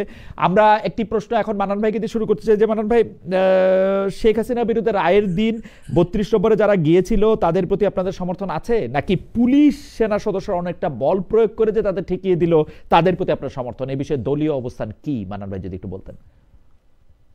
দেখেন, আমাদের মানে অবস্থান সব সময় দেশের আইন এবং দেশের শৃঙ্খলা এটার পক্ষে, এবং আমরা মনে করি যে দেশে যেহেতু একটা স্থিতিশীল অবস্থা আছে, সেই স্থিতিশীল অবস্থাকে আমাদেরকে কন্টিনিউ করতে হবে। এখানে আমরা আইন শৃঙ্খলার ব্যাপারে আমাদের যেরকম সবার সহযোগিতা প্রয়োজন, আবার জুলাই গণ অভ্যুত্থান পরবর্তী ছাত্র জনতার স্পিরিটকে আইন শৃঙ্খলা বাহিনী ধরতে না পারা, বুঝতে না পারা, তাদের পরে যে স্টিম রোলার চালানো এবং ফোনে সুস্পষ্টভাবে বলা এরা শিবির, এদেরকে শায়েস্তা করতে হবে, এই যে আরো ফোর্স দেন, এই জাতীয় অবস্থান প্রশাসনের আমরা এটা অ্যালাউ করি না, আমরা এটা সমর্থন করি না। বরং এই জায়গায় এসে প্রশাসন, জনগণ এবং জুলাই স্পিরিটের অবস্থান গ্রহণ করেছে বলে আমাদের কাছে প্রতীয়মান হয়েছে। উত্তরটা যদি একটু পরিষ্কার করতেন, মানে 32 নম্বর যারা গেছিল তাদের আপনারা সমর্থন করেন? শোনেন, 32 নম্বর জনগণের স্পিরিট, জনগণের যে আকাঙ্ক্ষা, এটাকে আমি কিন্তু একটা দলীয় অবস্থান দিয়ে আমরা দমিয়ে রাখতে পারবো না। না আমি কোন জনগণের এই পক্ষেও না, আকাঙ্ক্ষাকে আমি আমাদেরকে আপনার অবস্থানটা জানতে রেসপেক্ট করতে চাইতেছি হবে। যে জামাত ইসলামী কি ওটা সমর্থন করে, ওটা ভাঙতে যাওয়াটা? জামাত ইসলামী কোন কর্মসূচি ঘোষণা করে দলীয়ভাবে সিদ্ধান্ত নিয়ে এরকম কোন কর্মকাণ্ড পরিচালনা করে না। যারা গেছিল তাদের সমর্থন করেন কিনা? যারা গেছিল তাদের সমর্থন করেন কিনা? যারা গেছিল তাদের সমর্থন করেন কিনা? খালেদ ভাই, জনগণের স্বতঃস্ফূর্ত স্পিরিটকে আমরা স্যালুট করি জনগণকে, ওকে আমাদেরকে তো জনগণকে নিয়েই কি আমরা আমাদেরকে চলতে হবে, কিন্তু প্রশাসনের যে অবস্থান, এই অবস্থানটা আমাদের কাছে সবচেয়ে বেশি লজ্জাজনক মনে হয়েছে। মানে যেভাবে রাস্তার উপরে ওকে ওকে রাস্তার উপরে আপনার বক্তব্য পিটিয়ে পরিষ্কার, একবারে আপনার বক্তব্য আওয়ামী পরিষ্কার, মানে লীগের যারা আমলে, ফ্যাসিস্টের আমলে যেভাবে পিটিয়েছে, জি এটা অগ্রহণযোগ্য। ওকে, যারা এখানে গিয়েছিলেন তাদেরকে আপনারা স্যালুট করেন এবং সরকার যে তাদেরকে পিটিয়েছে না, সেটাকে আপনারা অগ্রহণযোগ্য মনে আমি করেন। আমার মনে হয় যে আমার কথাটাকে একটু ভুল ব্যাখ্যা করা আপনি হচ্ছে। একদম ঠিক করে আমরা বলেন। মান্নান, বলেছি ক্লিয়ার করে বলো। আমি ক্লিয়ারলি বলছি আইন শৃঙ্খলা ক্লিয়ার হাতে করো। রাখা, আইন শৃঙ্খলা হাতে তুলে নেওয়া, এবং দেশে যেহেতু একটা স্থিতিশীল অবস্থা এসেছে, এই জায়গায় কিন্তু আমাদের কোনো নৈরাজ্যকর পরিস্থিতি তৈরি করার সুযোগ নেই। সেখানে পুলিশ প্রশাসন জনগণের স্পিরিটকে রেসপেক্ট করতে, যে মিউচুয়ালি এটাকে কুললি এটা ডিল করতে পারতো, তাহলে দুইটা জিনিসই এখানে কিন্তু বাস্তবায়ন হতো, কিন্তু সেটা কিন্তু প্রশাসন করতে ব্যর্থ হয়েছে। আমি যতটুকু বুঝলাম যে যেখানে তারা গিয়েছিল সেটা আইন হাতে নেওয়া তাদের ঠিক হয় নাই, কিন্তু জনগণের উপরে পুলিশের বল প্রয়োগ ঠিক হয় নাই। ঠিক ছিল, পুলিশের হ্যাঁ, যাওয়াটা ঠিক অবশ্যই ছিল, ঠিক হয় নাই। যাওয়াটা ঠিক ছিল। এটা তাদের স্পিরিট, এটা তাদের আকাঙ্ক্ষা, ওকে, এটাকে সুন্দরভাবে ডিল করলে কিন্তু দুইটা জায়গায় এখানে ওকে, দেশটা তার মানে সুন্দরভাবে সরকার বল প্রয়োগ করছে ওইটা ঠিক হয় নাই, অবশ্যই ঠিক হয় নাই। যারা গেছিল তারা ঠিক এবং কাজ করছে, এটা যাওয়াটা ঠিক ছিল। এটা না, তারা তো যেতেই পারে, যাওয়ার পরে আমরা যদি তাদেরকে সুন্দরভাবে হ্যান্ডেল করতে পারতাম, তাহলে তো এই অনাকাঙ্ক্ষিত পরিবেশ তৈরি হতো না। ওকে, আমার মনে হয় যে আপনার বক্তব্য পরিষ্কার, তারা তো কোনো দলের কাছে যাওয়াটা ঠিক জিজ্ঞাসা ছিল, করে, কারণ হচ্ছে এটা হচ্ছে স্পিরিট, আর সরকার যে বল তারা প্রয়োগ করে তাদের বাধা দিচ্ছে। স্পিরিট থেকে গিয়েছে, ওকে, এটা তো কোনো দলের ডিসিশনে তারা যায় না। আপনার কাছে মনে হয়েছে যে সরকার জনগণের স্পিরিটের বিপক্ষে কাজ করেছে? ছোট করে যদি বলেন। মাঝে মাঝে করতেছে, মাঝে মাঝে এই করতেছে। ঘটনায়, এই পার্টিকুলার ঘটনায় করছে তার বিরুদ্ধে, তাই তো? এই পার্টিকুলার ঘটনায় সংশ্লিষ্ট যারা জড়িত ছিলেন তারা এখানে জুলাই সংশ্লিষ্ট জড়িত বলে তো কিছু নাই, পারেন না। কারণ সংশ্লিষ্ট জড়িত বলে তো কিছু নাই, আমরা দেখি যে এটা আসলে উপর থেকে অর্ডারগুলি আসে। হাওয়েভার আপনার বক্তব্য এখন পরিষ্কার। উপর থেকে হলে কি প্রধান উপদেষ্টা বলবেন আপনি? আর কাকে পুলিশের উপর আর থেকে কাকে বলবো, বলবেন? আর কাকে বলবো, আর কাকে বলবো? না, এই জাতীয় জায়গা মনে হয় এভাবে মিন করে না খালেদ ভাই। তাহলে কি কোন পর্যন্ত, মানে শুধু মানে এটা তো পুলিশ প্রশাসনকেই বোঝানো হয়েছে। ওই জায়গাটা ডিসি, শুধু ওই জায়গাটা ডিসি, ওই জায়গার ডিসি তো তার বক্তব্য তো ভাইরাল হয়েছে, তিনি তো একবারে ক্লিয়ার না না, ওই জায়গাটা ডিসি এই অর্ডারটা নিছেন কার কাছ থেকে? পুলিশ কমিশনারের কাছ থেকে, আইজি? এটা ওনাকে জিজ্ঞেস করা উচিত, উনি কি উপদেষ্টা লেভেল থেকে? আপনার কাছে কি মনে হয়, আপনার কাছে কি মনে হয়, আপনার কাছে কি মনে হয়? আমার কাছে মনে হচ্ছে ওনার ইমিডিয়েট বস থেকেই উনি নিয়েছেন। আর ইমিডিয়েট বস ইন্ডিপেন্ডেন্ট সিদ্ধান্ত নিয়েছেন? ইমিডিয়েট বস তো এটা ডিএমপি কমিশনার ইন্ডিপেন্ডেন্ট সিদ্ধান্ত নিয়েছেন, মানে ডিএমপি কমিশনার এটা ইন্ডিপেন্ডেন্ট সিদ্ধান্ত, সেটা তো ওনারাই বলতে পারবেন কোথা থেকে আমার মনে হয়। ডক্টর মান্নান, আমি যতদূর জানি এইসব ক্ষেত্রে সরকার প্রধানের বা যিনি স্বরাষ্ট্র মন্ত্রণালয়ের দায়িত্ব থাকেন তার সাথে আলোচনা করে এইসব সিদ্ধান্ত নেওয়া হয়। এই ব্যাপারটা কোনোভাবেই একজন, কারণ এর আগের বার যখন 32 নম্বর ভাঙা হয়েছে সরকারের সিদ্ধান্তেই তখন কিছু বলা হয় নাই, এইবার সরকারের সিদ্ধান্তেই সেটা আটকানো হয়েছে। এটা হচ্ছে আমার পরবর্তীতে কিন্তু ছাত্র জনতা সেখানে গিয়েছে, ছাত্র জনতা ওইবারও গেছে, কিন্তু সুন্দর দেখায় নাই। ছাত্র জনতা ওইবারও গেছে। তাহলে আমাদের বোঝা উচিত ছিল যে জনগণের আকাঙ্ক্ষাও আমাদেরকে ঠিক রাখতে হবে এবং আমাদের আইন শৃঙ্খলাও ঠিক রাখতে হবে। আমার মনে হয় যে আপনারা যখন সরকারে আসবেন আপনারা নিশ্চয়ই বিষয়টা মনে রাখবেন। আমি একটু জনাব আজিজুল বারী হেলালের কাছে যাই। জনাব আজিজুল বারী হেলাল, আপনারা কি মনে করেন তাদের প্রতি আপনাদের সমর্থন আছে কিনা যারা ভাঙতে গিয়েছিল এবং যারা পুলিশ প্রশাসন সেনাপদরা অনেকটাই বল প্রয়োগ করছে? এর আগে আমরা কোনোদিন বল প্রয়োগ করতে দেখি নাই, হঠাৎ করে এই যে 32 নম্বর এখন অর্ধ ভাঙা প্রায় ভেঙে চুরে অবস্থায় আছে সেইটাকে রক্ষা করার জন্য এরকম বল প্রয়োগ করার মানে কি আসলে? আমি আপনার এই প্রশ্নের উত্তর আমি একটু রাজনৈতিক ভাষায় দিতে চাই। মান্নান যেটা বললো সেটা হলো শ্যাম রাখি না কুল রাখি, কারণ আমি দেখেছি যে আওয়ামী লীগের ভোটটা যে ভোটের মাঠে এখন ট্রাম্প কার্ডে পরিণত হয়েছে সেইটা কিন্তু মান্নানের ভাষায় স্পষ্ট হয়ে উঠেছে। এই জন্য বলছি যে আমি রাজনৈতিক বক্তব্যটা দিতে চাই যে আপনি জানেন যে রাশিয়ার যখন আপনার পেরেস্ট্রোইকা এবং গ্লাসনোস্ট হলো তখন লেনিন মতো মানুষের মূর্তি কিভাবে সরকার ভেঙেছিল, জনগণ কিন্তু ভেঙেছিল না। আপনি সাদ্দাম হোসেনের পতনের পরে তার মূর্তি কিন্তু ওই সময়ের এন্টারিম গভর্নমেন্ট সেটা ভেঙেছিল। ইভেন আপনি জানেন স্বাধীনতার পরে ইকবাল হলের নাম আমাদের সার্জেন্ট জহুল হক হলের নামে হলো। জিন্নাহ হলের নাম, জিন্নাহ কিন্তু পাকিস্তানের প্রতিষ্ঠাতা, তার নাম পরিবর্তন হেলাল ভাই, হয়ে আমাদের হলো অনেক হলো প্রশ্ন আছে, আপনি যদি না, উত্তরটা আমি একটু বলি, জি এই প্রশ্নের উত্তর আমাকে এভাবে ভাই দিতেই তো হবে। ইতিহাসে হারিয়ে যাচ্ছে। এরপরে না, বলতেই হবে, জি সুপারফিশিয়াল কথাবার্তা বলে কিন্তু রাজনীতি হয় না, না, জি জি রাজনীতিকে বলেন তোমাকে বলেন বলতে বলেন হবে। বলেন। আপনার জিন্না হল আপনার হয়ে গেল সূর্য সেন হল, হুম, আপনার জিন্না এভিনিউ হয়ে গেল আমাদের দেশের এক নেতার নামে। সুতরাং আপনি যদি এই আওয়ামী লীগকে ফ্যাসিবাদ মনে করেন, হুম, এবং আওয়ামী লীগ যে সমস্ত প্রতীক নিয়ে ফ্যাসিবাদ তৈরি করেছিল, সে ফ্যাসিবাদের সমস্ত প্রতীক এটা থাকবে কি থাকবে না, সরকারকে কিন্তু সিদ্ধান্ত নিতে হবে। এটা আপনি ঢাক ঢাক গুড় করে রাজনৈতিক দলের উপর চাপিয়ে দিয়ে আবার রাজনৈতিক দলগুলো ওই যে বললাম যে ভোটের মাঠে ট্রাম্প কার্ড হিসেবে ব্যবহার করার জন্য মান্নানের মতো আপনি না সাম রাখি না কুল রাখি তা বললে হবে না। আমি এই জন্য ইতিহাস থেকে উদাহরণগুলো দিলাম। সুতরাং বর্তমান যে না, কিন্তু হেলাল অন্তর্বর্তীকালীন ভাই আমি একটা সরকার, বিনীত প্রশ্ন তাকে করতে পারি? সিদ্ধান্ত নিতে হেলাল হবে। ভাই, আমি একটা বলেন, বিনীত প্রশ্ন অবশ্যই করতে পারি? অবশ্যই। জি, আপনি কারে রাখলেন, শ্যামরে রাখলেন না কুলরে রাখলেন? আমি তো এটা বুঝলাম না।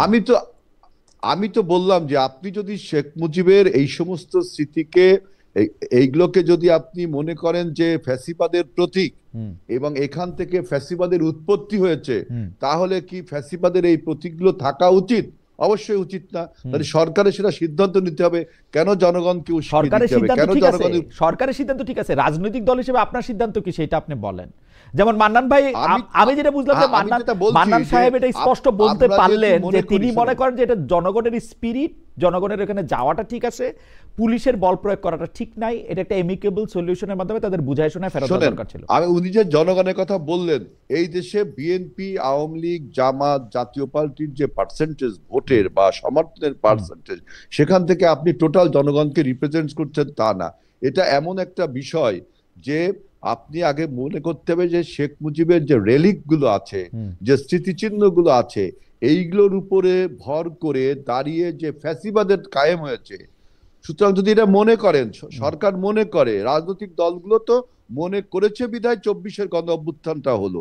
এখন এইটাকে আপনার 24-এ গণ অভ্যুত্থান তো একজন শাসকের উপর, একজন অন্যায়কারীর উপর, 15 বছর ধরে ভোট চোরের উপর হয়েছে। না, এইটা কিন্তু খালেদ ভাই আমাকে একটু সময় দিন। এবং শেখ মুজিবুর খালেদ রহমান ভাই, এবং এটা শেখ কিন্তু না। হাসিনা দুই দল করতেন। শেখ হাসিনা তো শেখ মুজিবুর রহমানের কথা মানে নাই, শেখ মুজিবুর রহমানের দল ছিল বাকশাল। সেটা আপনার ব্যাখ্যা, কিন্তু দেখেন না 24-এর না, গণ সেটা আপনি অভ্যুত্থানটা রাজনৈতিক হয়েছে। দল হিসেবে আপনি বলেন, আপনি রাজনৈতিক দল হিসেবে আপনি চান যে এই লক্ষণগুলিকে ফেসিবাদের লক্ষণ হিসেবে চিহ্নিত করে এটাকে ঘুরাই দেওয়া হোক, এটা আপনি রাজনৈতিকভাবে চান কিনা সেটা আপনি বলেন। আমি বলছি যে আপনাকে আগে ঠিক করতে হবে, যে এই যে খালেদ ভাই, আমাকে একটু বলতে দেন। জি জি, আপনি বলবেন, ডক্টর মান্নান বলবেন। জি, ফ্যাসিস্টের কোন ফ্যাসিস্টের স্মৃতিচিহ্ন হিসাবে আপনি বিবেচনা করেন কিনা? বিএনপি কি জনগণ মনে করে? করছে, বিএনপি কি মনে করে? বিএনপি কি মনে না করে? না, শুনেন, 24-এর গণ অভ্যুত্থানের পক্ষে 24-এ গণ অভ্যুত্থান শেখ হাসিনার এগেইনস্টে হয়েছে, এইসব চিহ্নের এগেইনস্টে শেখ না। হাসিনার এগেইনস্টে, এইটা কিন্তু ঠিক না। 24-এর গণ অভ্যুত্থান হয়েছে আওয়ামী ফ্যাসিবাদের বিরুদ্ধে, আওয়ামী তন্ত্রের বিরুদ্ধে। সেই আওয়ামী তন্ত্রের অগ্রনায়ক ছিল শেখ হাসিনা, ক্যাপ্টেন ছিল শেখ হাসিনা। আমার কাছে কিন্তু আমি কিন্তু এটা বিনয়ের সাথে, কারণ শেখ হাসিনা আওয়ামী লীগারদের সম্পর্ক বলতো, তাকে ছাড়া নাকি সব আওয়ামী লীগের লোকজনের কেনা যায়। সেটাও তাদের নিজস্ব ব্যাপার, কিন্তু জনগণ নিজস্ব ব্যাপার না দেখছে তো, যে- শেখ হাসিনা আওয়ামী লীগই কই না, না, করলো? শেখ আমি তো হাসিনা দেখি না। কি বললো তার দলকে, এটা তো জি। সেটা তাদের আভ্যন্তরীণ ব্যাপার। কিন্তু আমরা জনগণ দেখেছি যে আওয়ামী লীগের নেতৃত্বে শেখ হাসিনা যে তার নেতা ছিলেন, তা সে আওয়ামী একটা দুঃশাসন, আওয়ামী একটা ফ্যাসিবাদ। সেই আওয়ামী ফ্যাসিবাদের যে সমস্ত স্মৃতিচিহ্ন, এই যেখান থেকে ফ্যাসিবাদের উৎপত্তি হয়েছে, সেইগুলো থাকা উচিত কি উচিত না, এই সিদ্ধান্ত 24-এর গণ অভ্যুত্থানে নেওয়া হয়ে গেছে। এই 24-এ গণ অভ্যুত্থান অনুযায়ী বিএনপি এই সিদ্ধান্ত নিছে যে ঠিক আছে, ফেসিবাদের আর কোনো বিএনপি চিহ্ন সারা থাকবে দেশের না। জনগণই 24-এর গণ অভ্যুত্থান বিএনপি একা করেনি, সবাই নিয়েই আমরা জনগণকে নিয়ে করেছি। Okay. 24-এ সেইটা সিদ্ধান্ত আমার হয়ে মনে হয় গেছে। যে আপনি যদি এটাকে এখন হেলাল ভাই, বাঁচিয়ে আমার রাখেন, মনে হয় যে হেলাল ভাই, তাহলে আপনি মনে নিশ্চয়ই হবে- আপনারা শুনতে পাচ্ছেন আপনার কথা আগে পরের, আপনি নিশ্চয়ই এইটা, আমার আর কিছু বলার নাই। আমি একটু ডক্টর মান্নানকে শুনি। ডক্টর মান্নান, এই প্রসঙ্গে আপনি আমি একটু বলতে চাই, 1 প্লিজ। মিনিট একটু যদি বলেন। দেখেন, আসলে হেলাল ভাইকে অনেক সময় দিয়েছেন, ভাই কিন্তু তার অবস্থান ব্যক্ত করতে পারেন নাই। আলহামদুলিল্লাহ। আসলে কিভাবে ব্যক্ত করবেন? মির্জা ফখরুল ইসলাম আলমগীর সাহেব ইতিমধ্যে বলেছেন যে আমরা মামলা ক্ষমতায় আসলে উঠাই নেব। যেখানে ফজলুর রহমান সাহেব বলেন যে এই বিচার ঠিক হয় নাই, আমরা আসলে এটা বাতিল করব। আওয়ামী না, কিন্তু ডক্টর মান্নান, আপনি কিন্তু এটা ঠিক বলতেছেন না যে মির্জা ফখরুল ইসলাম আলমগীর বলেছেন যাদের বিরুদ্ধে মিথ্যা মামলা হয়েছে তিনি আওয়ামী লীগ করলেও তাকে উঠায় নেওয়া হবে। আমি তার বক্তব্য শুনে এটা আমার কাছে মনে হয় মিথ্যা মামলা কি আপনি উঠাবেন না? জামাত ইসলামী কি মিথ্যা মামলা উঠাবে না? এবং শোনেন, এবং উনি আরো বলেছেন ফুলের টোকাও লাগবে না, আপনারা আমাদের সাথে থাকেন। জামায়াত তো ইসলামী এই সবার যে আগে আওয়ামী আওয়ামী ভোট, শোনেন, চব্বিশের আন্দোলনের পরে জামায়াত শোনেন, ইসলামী সবার আগে বলছে যে আওয়ামী লীগকে মাফ করে দেওয়া হবে। না, আওয়ামী লীগকে মাফ করে দেওয়া হবে না। আমরা বলেছি অপরাধীদের ব্যাপারে যদি কেউ মানে কি নিতে চায়, আইনগত ব্যবস্থা নিতে চায়। আমিরে জামাতের বক্তব্যকে আপনি মিসকোট করছেন। এখানে উনি ক্লিয়ার বলেছেন আমরা সহযোগিতা করব। আপনি ঠিক কোট করেন, কাজেই আমিরে জামাত কি বলছে আপনি ঠিক কোট করেন। এই যে এখন তো হেলাল ভাই বলতে পারেন নাই যে ওনারা 32 নম্বর এটা এখানে যাওয়ার ঠিক ছিল কি আমিরে জামাত কি বলছেন, আমিরে জামাত কি বলছেন সেটা ঠিক কোটটা করেন। আমার কথাটা শেষ করতে দেন। জি জি, আমার কথাটা শেষ করতে দেন। জি, শেষ করেন। হেলাল ভাই কিন্তু বলতে পারেন নাই যে এখানে যাওয়া ঠিক ছিল কি ছিল না। উনি তো বলতে পেরেছেন। আপনি কি বলতে পেরেছেন? আগস্টে আছে, আপনি কি বলতে পেরেছেন? আমি ক্লিয়ারলি বলছি। আপনি কি দ্বিতীয় বলেছেন? নাম্বার কথা হচ্ছে, দেখেন এই দেশের মানুষরা মানে সেনানিবাসের ভিতরেও কিন্তু শেখ মুজিবের মূর্তি ভেঙেছে। তারপরে হচ্ছে দোসরদের নিষিদ্ধের কথা কিন্তু ভাইরা ভোট পাওয়ার জন্য আজও পর্যন্ত বলতে পারে নাই। আমরা তো সভা সমাবেশ করে ওপেনলি বলছি যে আওয়ামী দোসরদেরকেও নিষিদ্ধ করতে হবে। কাজেই আওয়ামী লীগের ভোট পাওয়ার জন্য দোসরদের নিষিদ্ধ করতে হবে সেটা তো অন্য কথা। আপনারা জামাত ইসলামের শীর্ষ নেতৃত্ব এইটা বলছেন কিনা যে আপনারা কোন দল নিষিদ্ধ হোক সেই পথে হাঁটতে চান না, বলছেন কিনা এটা মানে বলেন।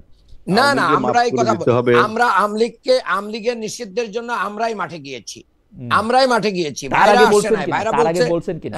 এই তোমরা না বললে আওয়ামী লীগকে মাফ করে দিতে হবে, ইসলামে তোমরা মিটিং করলে কিসের মাফ করে দিতে হবে এইগুলো আমরা আচ্ছা ঠিক আছে, বরঞ্চ আমাদের শীর্ষ নেতাদেরকে হত্যা করেছে যারা, তাদের ব্যাপারে আপনারা মানে এত মায়া কান্না করেন কেন? যারা মানে যে নেত্রীকে সেনানিবাস থেকে বাড়ি থেকে বের করে দিয়েছিল, তারপরে জামায়াত ইসলামের নেতারা, আমার মনে হয় যে ডক্টর আব্দুল মান্নান, জামায়াত ইসলামের নেতারা সারা দেশে যে নির্বাচনী প্রচারণা চালাচ্ছেন, আমি একটু বলি ডক্টর মান্নান, জামায়াত ইসলামী সারা দেশে যে প্রচারণা চালাচ্ছেন সেই প্রচারণার মধ্যে আওয়ামী লীগ প্রসঙ্গে তারা কি বলছেন সেটা আমরা একটু আপনার কাছ থেকে শুনবো।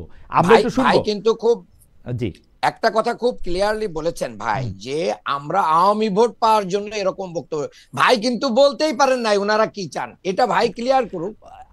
আমার কাছে মনে হয় যে হেলাল ভাই তো ক্লিয়ার করলেন, উনি ফেসিবাদের সকল লক্ষণ, যদি মনে করেন যে সকল লক্ষণ লুটায়া ধুলায় মিশায় দেওয়ার পক্ষে, আমি যেটা বুঝলাম, এবং উনি এটা বললেন, হ্যাঁ উনি বললেন যে ফেসিবাদের যে কোনো লক্ষণ, উনি এটা পলিটিক্যালি এটা বলছেন যে যে কোনো লক্ষণ, মানে মান্নান আমার কথা বুঝিনি, মান্নান তুমি আগে আমার কথাটা বোঝো। জি জি, আপনি এই কথা বলছেন না হেলাল ভাই যে আপনি ফেসিবাদের সকল লক্ষণ এবং সেইটা আপনি মনে করেন যে আওয়ামী তন্ত্রের বিরুদ্ধে আমার অবস্থান নিতে হবে, আপনি সেটা বলছেন না? হ্যাঁ আমি সেটা বলছি, মান্নান কিন্তু আমার কথা বোঝেনি, না বুঝে ও কথা বলছে। আপনারা দুজন একই কথা আসলে বলছেন, আমার মনে হয় আপনাদের দুজনের অবস্থানই এক। আপনারা আওয়ামী লীগের সকল নিদর্শনই আসলে মিশে যায়, নাকি? জি আওয়ামী প্রশ্নে আমি আমার কথা মান্নান বুঝিনি। আমরা তো মনে হয় বুঝছে, আমার তো মনে হয় বুঝছে মান্নান ভাই। আচ্ছা একটু পরিষ্কার করার জন্য আমি নেক্সট প্রশ্নটা করি, তাহলে আরো ভালো করে বোঝা যাবে। হেলাল ভাইয়ের কাছ থেকে শুরু করে আমি নেক্সট প্রশ্নটা, মানে এইটা স্পষ্ট করছেন যে প্রধান উপদেষ্টা ডক্টর মোহাম্মদ ইউনূস পশ্চিমা মন্ত্রী, এমপি বা কূটনীতিকদের প্রশ্নের উত্তরে সরাসরি একরকম বলছেন যে আওয়ামী লীগ আগামী জাতীয় নির্বাচনে অংশ নেওয়ার সুযোগ পাবে না। দেশে আওয়ামী লীগের যারা ভোটার, আওয়ামী লীগ অংশ নিলে যারা নৌকায় ভোট দিতেন, সেই ভোটারদের প্রতি আপনাদের আহ্বান কি থাকবে?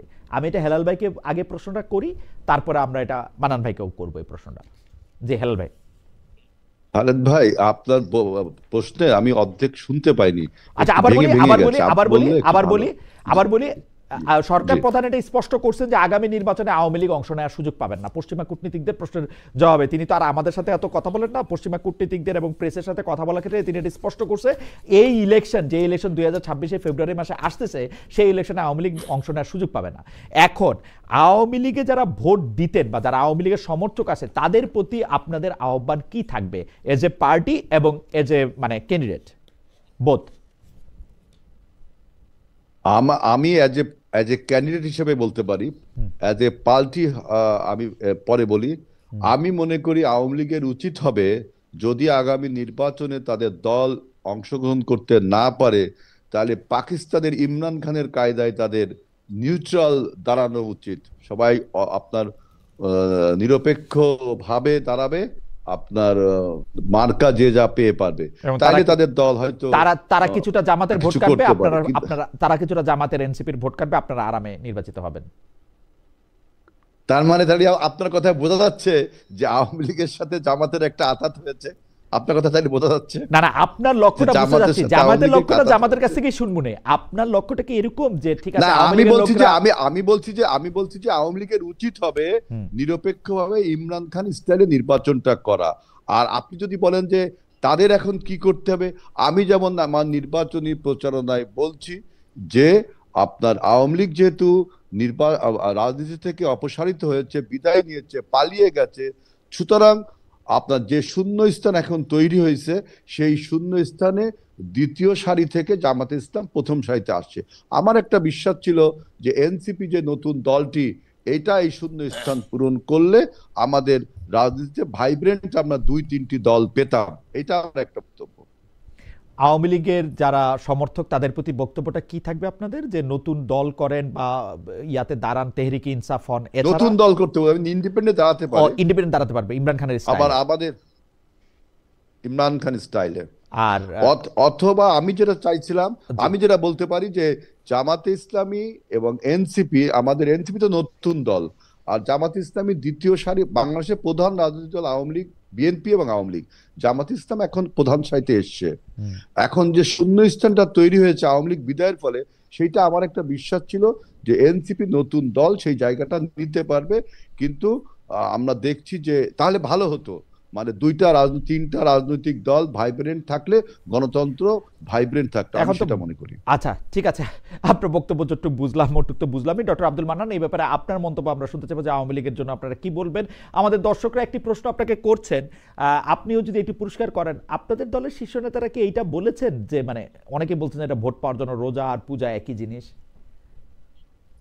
এইটা একবারেই মানে খুব অযৌক্তিক কথা এখানে নিয়ে আসা হচ্ছে। শিশির মনির আমার বন্ধু মানুষ, তিনি স্পষ্টই বলেছেন, কবি নজরুলের উদ্ধৃতি দিয়েছেন, যে দেশে একই মাসে রোজাও পালন হয়, একই মাসে পূজাও পালন হয়, এখানে সহাবস্থান নিশ্চিত থাকে, কাজেই এটা নিয়ে পানিঘোলা করার কোনো সুযোগ নেই।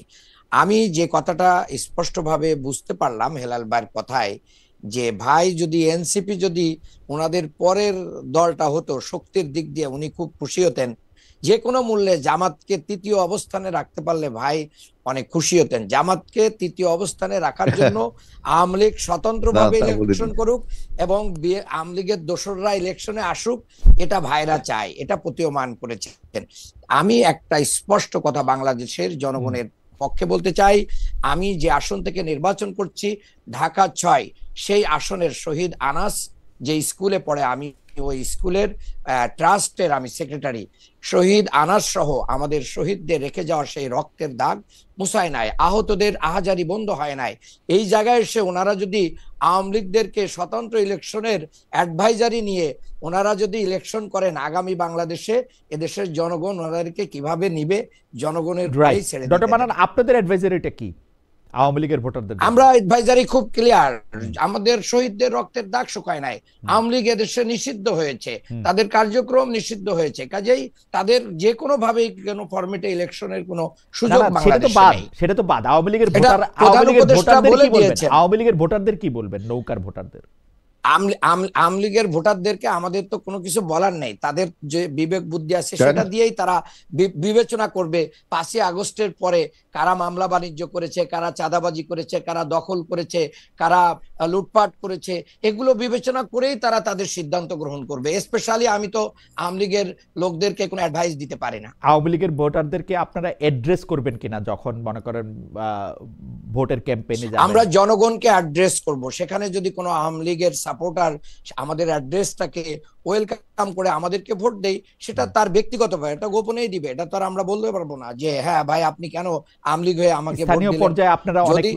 স্থানীয় পর্যায়ে অনেক মামলা বাণিজ্যের কথা আপনি বললেন, সেই সব মামলা তুলে নেওয়ার ব্যাপারে আপনাদের অবস্থান কি হবে, বা সেই সব মামলা? আমরা মামলা বাণিজ্য করি নাই, যার কারণে যারা মামলা বাণিজ্য করে অনেক ইনকাম করেছেন তারা সেই মামলা তুলে নেওয়ার আশ্বাস দিচ্ছেন। আচ্ছা, আপনাদের আপনাদের আপনারা তুলবেনও না, মামলা বাণিজ্য আপনারা করবেন না, এই তো? আমরা মামলা না করলে কেন, আমরা মামলা বাণিজ্য করি নাই, তোলা না তোলার তো প্রশ্ন, এটা রাষ্ট্রের ব্যাপার, আচ্ছা, এটা রাষ্ট্রই ডিসিশন নেবে। আপনার রাষ্ট্র ক্ষমতায় আসলে কি করবেন সেটা বলবেন না কাউরে? আমরা রাষ্ট্র ক্ষমতায় আসলে তো সেটা আমাদের ইশতেহার থাকবে, ইশতেহার পর্যন্ত অপেক্ষা করতে হবে। ইশতেহারে, আচ্ছা, ইশতেহার পর্যন্ত অপেক্ষা করবো। এই প্রশ্নটা আমি আপনার কাছ থেকে শুরু করতে চাই, তারপরে হেলাল ভাইয়ের কাছে শুনবো। সেটা হচ্ছে যে বিএনপি বা জামায়াতের সঙ্গে জোটবদ্ধ হয়ে হলো নির্বাচনে অংশ নিতে চায় জাতীয় পার্টি, এই আহ্বানের বিপরীতে বা পক্ষে আপনাদের দলীয় অবস্থান কি?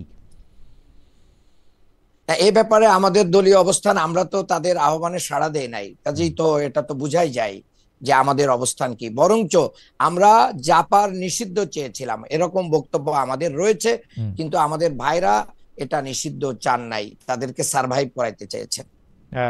হেলাল ভাই, বিএনপি বা জামাতের সঙ্গে জোটবদ্ধ হয়ে হলো নির্বাচনে অংশ নিতে চায় জাতীয় পার্টি, এই আহ্বানের বিপরীতে আপনাদের অবস্থান কি বা পক্ষে?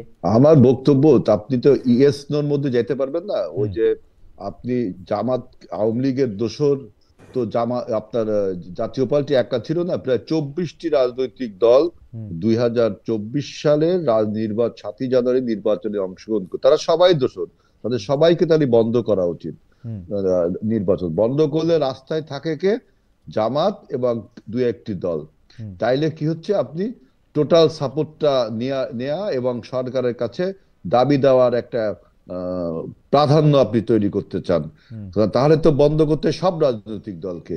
এখন আমি যে বক্তব্যটা দিচ্ছি সেটা হলো যে জামাত ইসলাম, আমি তৃণমূল পর্যায়ে দেখলাম যে তাদের কর্মী সংগ্রহ অভিযান চলছে। জামাত কিন্তু কখনো ওপেনলি কোনো সম্মেলন, কমিটি এগুলো করে না। আপনি দেখবেন রাত্রে বেলা বসে তাদের একটা নেতা নির্বাচন, বিভিন্ন ডিস্ট্রিক্টের, ঢাকার থেকে কুমিল্লার নেতা নির্বাচন, ঢাকার থেকে দিনাজপুরের নেতা নির্বাচন, দিনাজপুর থেকে কুড়িগ্রাম, এরকম এক বার্ষিক সমাধান করি, ভোটাভুটি হয়, গন্ডগোল হয়, অনেক কিছু হয়, আলোচনা সমালোচনা করে একটা কমিটি বেরোয়। জামাত কিন্তু খুব চুপচাপে কমিটি গুলো। এবার আমি প্রথম দেখলাম যে তারা কর্মী সংগ্রহ অভিযানের নামে যত লোক আছে, সেটা আওয়ামী লীগ করে না বিএনপি করে না আপনার জাতীয় পার্টি করে, চোর না ডাকাত না বাটপার, কোনো বাট বিচার নেই, সব কর্মী সংগ্রহ অভিযান। যে আমি এসে জামাতের কর্মী, একটা লোককেও যদি পুলিশ বলে যে এই লোকটা, বা জনগণ বলে যে আওয়ামী লীগের সময় খারাপ কাজ করেছে, তখনই সেই লোক দেখাচ্ছে যে আমার কাছে এই যে আমি জামাত করি, আমি আওয়ামী লীগ না। হেলাল ভাই, এতে করে আপনারা একটু এই অবস্থা কিন্তু দেশে চলছে। এতে করে আপনারা একটু ভয় পেয়ে যাচ্ছেন, তাই তো মনে হচ্ছে? যে ভয় পাবো কেন খালিদ ভাই? ভয় পাওয়ার কি আছে জামাত ভাই? আমরা 50 বছরের রাজনৈতিক দল, 4বার ক্ষমতায় এসেছি, 6-7 বার নির্বাচন করেছি, ভয় পাবো কেন বলেন? আমরা কি বলতে পারবেন কখনো পিছনের দরজা দিয়ে ক্ষমতা এসেছি? জনগণের ভোটেই ক্ষমতা এসেছি, অতএব ভয় পাওয়ার আমাদের কিছু নেই। পিছনের দরজা দিয়ে ক্ষমতায় আসার প্রসঙ্গটা থেকে আমি একটু এবার আপনাকে চট করে, আপনার লাইনটা একটু ডিস্টার্ব করছে, খুলনাতে হয়তো ওই কি বলে ইন্টারনেটের স্পিডটা ঠিক আছে কিনা আমি ঠিক জানি না, তারপরও আপনাকে আমি চট করে একটু প্রশ্ন করে রাখি যে এনসিপিকে জোটে নেয়ার ব্যাপারে বিএনপির অবস্থান কি? এটা মাঠ পর্যায়ের নেতৃবৃন্দের কাছ থেকে আপনারা কি জানতে পারছেন? একই প্রশ্ন। আমাদের বক্তব্য স্পষ্ট, আমরা কিন্তু আগেই সিদ্ধান্ত নিচ্ছি, জামাত এক্সেপ্ট জামাত, আমরা যে কোনো দলের সাথে জোট করতে আমরা প্রস্তুত রয়েছি। তবে নির্বাচনের পরে জয় পরাজয় যাই হোক, আমরা সবাইকে নিয়ে জাতীয় সরকার, অর্থাৎ এনসিপি কে নেব না এই কথা কিন্তু আমরা বলিনি। জামাত বাদে যে কোনো দলের সাথে আমরা জোট করতে প্রস্তুত রয়েছি। তার মানে আপনারা আগে থেকে এটা বলে রাখছেন এনসিপির যে মানে ওরা যাই করুক না কেন, ফলাফল নির্বাচনের পরে তারা একটু মন্ত্রিত্ব বা একটু এমপিত্ব পাবে, এরকম ব্যাপারটা না। আপাতত জামাতের বিপক্ষে তারা অবস্থান নিক, নির্বাচনের পরে তাদেরকে আপনারা কিছু না কিছু দিবেন, তাই তো? আমরা খালেদ ভাই, যে আমরা যদি জয়লাভ করি, আমরা কিন্তু বলছি সবাইকে নিয়ে, জামাতকে নিয়ে সরকার গঠনের কথা বলছি, কিন্তু নির্বাচনের কথা বলিনি, কারণ কি নির্বাচনটা আপনার কম্পিটিটিভ হওয়া যায়। আমরা যদি সবাই এখন ঐক্যবদ্ধ হয়, তাই তো আমি নির্বাচনে যাই, শেখ হাসিনা নির্বাচন। এই জন্য আমরা বলছি যে যেহেতু এখন জামাত প্রধান রাজনৈতিক দল হয়ে উঠছে, দ্বিতীয় সারি থেকে প্রথম সারিতে এসছে, অর্থাৎ তাকে নিয়ে যদি আপনি জোট করেন, তাহলে কোথা থেকে আপনি রাজনীতিটা করবেন, নির্বাচনটা করবেন কিভাবে? ইন্টারেস্টিং। ডক্টর আব্দুল মান্নান, আপনার কাছ থেকে একটু জানতে চাই যে এনসিপির ব্যাপারে আপনাদের আসলে অবস্থান কি? এনসিপির ব্যাপারে তো আমাদের কোনো বিরোধী অবস্থান নেই। এনসিপি ডিসিশন নিবে তারা কাদের পক্ষে যাবে। তাদের যে মিশন এবং ভিশন, তাদের যে অবজেক্টিভ, যে দলের কাছে গেলে তাদের সেই জুলাই গণ অভ্যুত্থানের স্পিরিট, তারা দাবিদার যে তারা জুলাই গণ অভ্যুত্থানকে ওন করেই একটা রাজনৈতিক দলের আত্মপ্রকাশ ঘটেছে। যদি সেটা বিএনপির ভিতরে যে যদি সেটা তারা ভালো পায় তাহলে অবশ্যই তারা বিএনপিতেই যাবে। আর যদি মনে করে যে জামাতের কাছেই তাদের এই স্পিরিট কি হবে, ফুলফিল হবে, জামাত এটাকে ওন করে, জামাত জুলাই স্পিরিটের শহীদ আহত থেকে শুরু করে নিয়ে জুলাই সনদ বাস্তবায়নে অগ্রণী ভূমিকা পালন করে, তারা যদি জামাতের সাথে আসবে। এই ডিসিশন আমার মনে হয় যে তাদের পরেই থাকা দরকার। গণ অধিকার পরিষদের সভাপতি ও সাবেক ডাকসু ভিপি নুরুল হক নূর সম্প্রতি বলেছেন যে যারা জুলাই মিত্র দলগুলির মধ্যে সমঝোতার মাধ্যমে নির্বাচন হওয়া সম্ভব, কিন্তু এটা আমি জানি না, এটা তো আওয়ামী লীগ ছাড়া বাকি সব দলগুলিরই তাহলে সমঝোতা হওয়া প্রয়োজন। এটা নিয়ে ডক্টর মান্নান আপনি কি মনে করেন? আজিজুল বারী হেলাল ভাইয়ের কাছ থেকে একটু শুনবো। আমি একটা কথা খুব স্পষ্টভাবে মনে করি, যেহেতু বিগত 3টা টার্মের যে নির্বাচন বাংলাদেশে হয়েছে, 17 বছরে আমরা বহু লাঞ্ছনার শিকার হয়েছি। আমরা আমাদের জীবনগুলো দুর্বিষহ ছিল। এই বাংলাদেশ স্বাধীন হবে কিনা, বাংলাদেশে আবার সুদিন কখনো আসবে কিনা, এটা অনিশ্চিত ছিল। সেই বহু রক্তের বিনিময়ে আওয়ামী ফ্যাসিবাদ বিদায় হওয়ার পরে বাংলাদেশের রাজনীতির কালচার পরিবর্তন করে ঐক্যবদ্ধ বাংলাদেশ গঠনে আমাদের সব রাজনৈতিক দলকে এগিয়ে আসতে হবে। আওয়ামী লীগ সরকার আমলে হেলাল ভাই আপনি জানেন যে সব জুলাইয়ের সবগুলো মিত্র দলগুলিকে নিয়ে একটা সমঝোতার কথা বলছেন নুরুল হক নূর। এটা নিয়ে হেলাল ভাই আপনার একটা এক লাইনের বক্তব্য শুনতে চাই। আমাদের বক্তব্য clear, after the election it would be, after the election. After কিন্তু যদি বিফোর ইলেকশন করেন তাহলে তো শেখ হাসিনার আমি আর ডামি আর আমাদের এই নির্বাচনে আমি কোনো ওকে পার্থক্য খুঁজে পাই না। আচ্ছা ঠিক আছে, আপনাকে কম্পিটিটিভ নির্বাচন করতে হবে। ওকে। আফটার দ্য ইলেকশনটি আপনার করবেন, কিন্তু বিএনপি তো 60টার চেয়ে বেশি খালি রাখছে, সেগুলি কার জন্য রাখছে বিএনপি? না, এটা তো আপনি দেখেই বুঝছেন যে আমরা যে অ্যালায়েন্সের দিকে বা একটা জোটের দিকে এগিয়ে যাচ্ছি, এটা তো আপনি দেখেই বুঝছেন যে 67টা সিট এখনো আমাদের ফাঁকা রয়েছে। আমরা অভ্যুত্থানের যে শক্তি ছিলাম, অভ্যুত্থানের শক্তি আমরা অনেকেই ছিলাম, তাদের কেউ কেউ অবশ্যই পাবে, তাদের কেউ কেউ পাবে। আমরা তো বলছি এক্সেপ্ট জামাত, হ্যাঁ জামাত ছাড়া জামাত বাদে সবাই পাবে, জামাত বাদে সবাই পাবে। না না, তাই তো জামাতকে নিলে তো জামাতে পরে আপনারা সরকারে নেবেন কিন্তু ইলেকশনে নেবেন না, তাই তো? সেইটা বলছি, কিন্তু তাই তো ইলেকশনটা কমপ্লিটিভ হয় না খালিদ ভাই, কমপ্লিটিভ হয় কোন ইলেকশন। আমারও এটা ধারণা যে আপনারা জামায়াতের সাথে পরে সরকার গঠন করবেন, এটা আমারও ধারণা। দেখা যাক। না, জাতীয় সরকার যেহেতু বলছি তা তো অবশ্যই আমরা নিব। আমার মনে হয় তাই হবে, আমারও তাই ধারণা। আচ্ছা, এই ত্রয়োদশ সংশোধনী বাতিলের রায় যে প্রকাশ হইল সেটাতে খালিদ ভাই আমি এই পয়েন্টে ছোট্ট একটু কথা বলছি। আসলে ভাইবটা একটা এমন ভাবে হচ্ছে যে বিএনপি হচ্ছে মেজরিটি পাবে এবং সরকার গঠন করবে, সবাইকে আমন্ত্রণ জানাবে। এটা এরকম পরিবেশ বাংলাদেশে এখন নাই। যে কোনো দলই যে কোনো জোটই কি করতে পারে, উইন করতে পারে। বিএনপি তো আশাই করবে, বিএনপি তো বললো জামাতে নিয়ে সরকার করবে। জামাত কি করবে কিনা, জামাত কি বিএনপিকে নিয়ে সরকার করবে? জামাত সবাই করে, জামাত বিএনপি, আমরা দেশপ্রেমিক সকলকে নিয়েই বাংলাদেশ গঠন করব ইনশাআল্লাহ। রাইট, বিএনপি দেশপ্রেমিক কিনা? অফকোর্স বিএনপির ভিতরে সবাই তার চাঁদাবাজি দখলবাজিতে বিশ্বাস করে না। আচ্ছা, বিএনপির মধ্যে থেকে আপনারা বাছাই করে তাদেরকে নেবেন, তাই তো? দল হিসেবে বিএনপি কেনা, এটা তো ভাইরা বুঝতেই পারবেন। ভাইরা নিজেরাও তো বিব্রত। 7,000 মানুষকে ওনারা কি করেছেন, সাসপেন্ড করেছেন, আবার সাসপেন্ড, হ্যাঁ, তো কাজেই ওনারাই তো বিব্রত। কাজেই এরকম আগামীর রাজনীতিতে এটা করবেন কিনা। আমি দেখলাম যে আমার আসনে ইশরাক সাহেব হচ্ছেন ওনাদের প্রার্থী, তো উনি বলছেন যে আমরা কোনো চাঁদাবাজ দখলবাজকে কি রাখবো না, আমাদের সাথে রেখে নির্বাচন করব না। আমি দেখলাম চারিদিকে ওনার যারা দাঁড়িয়ে আছেন অধিকাংশ লোকই তাদের চেনে, তারা কারা। না, সেটা তো আপনি বলবেন বটেই। আচ্ছা, যাই হোক, ত্রয়োদশ সংশোধনীর বাতিলের রায় যে অবৈধ ঘোষণা করে নির্বাচনকালীন তত্ত্বাবধায়ক সরকারটা এটা করছে, এইটার ক্ষেত্রে বিএনপির মতামত একটু জানতে চাইবো হেলাল ভাই। এর ফলে ত্রয়োদশ সংশোধনী যেহেতু আবার বহাল হইল, সেহেতু আগেকার তত্ত্বাবধায়ক সরকার ব্যবস্থাও রিইনস্টেট হইল। আপনারা কি এটার পক্ষে কিনা? হেলাল ভাই কি বলেন, মান্নান ভাই কি বলেন? অবশ্যই 13th অ্যামেন্ডমেন্টের মাধ্যমে আবার তত্ত্বাবধায়ক সরকার ব্যবস্থা আপনার চালু হলো। এবং এই তত্ত্বাবধায়ক সরকার ব্যবস্থা চালু করবার জন্য বিএনপি কতটা সংগ্রাম করেছে 96 সালে আপনারা জানেন, সেই ইতিহাস আমি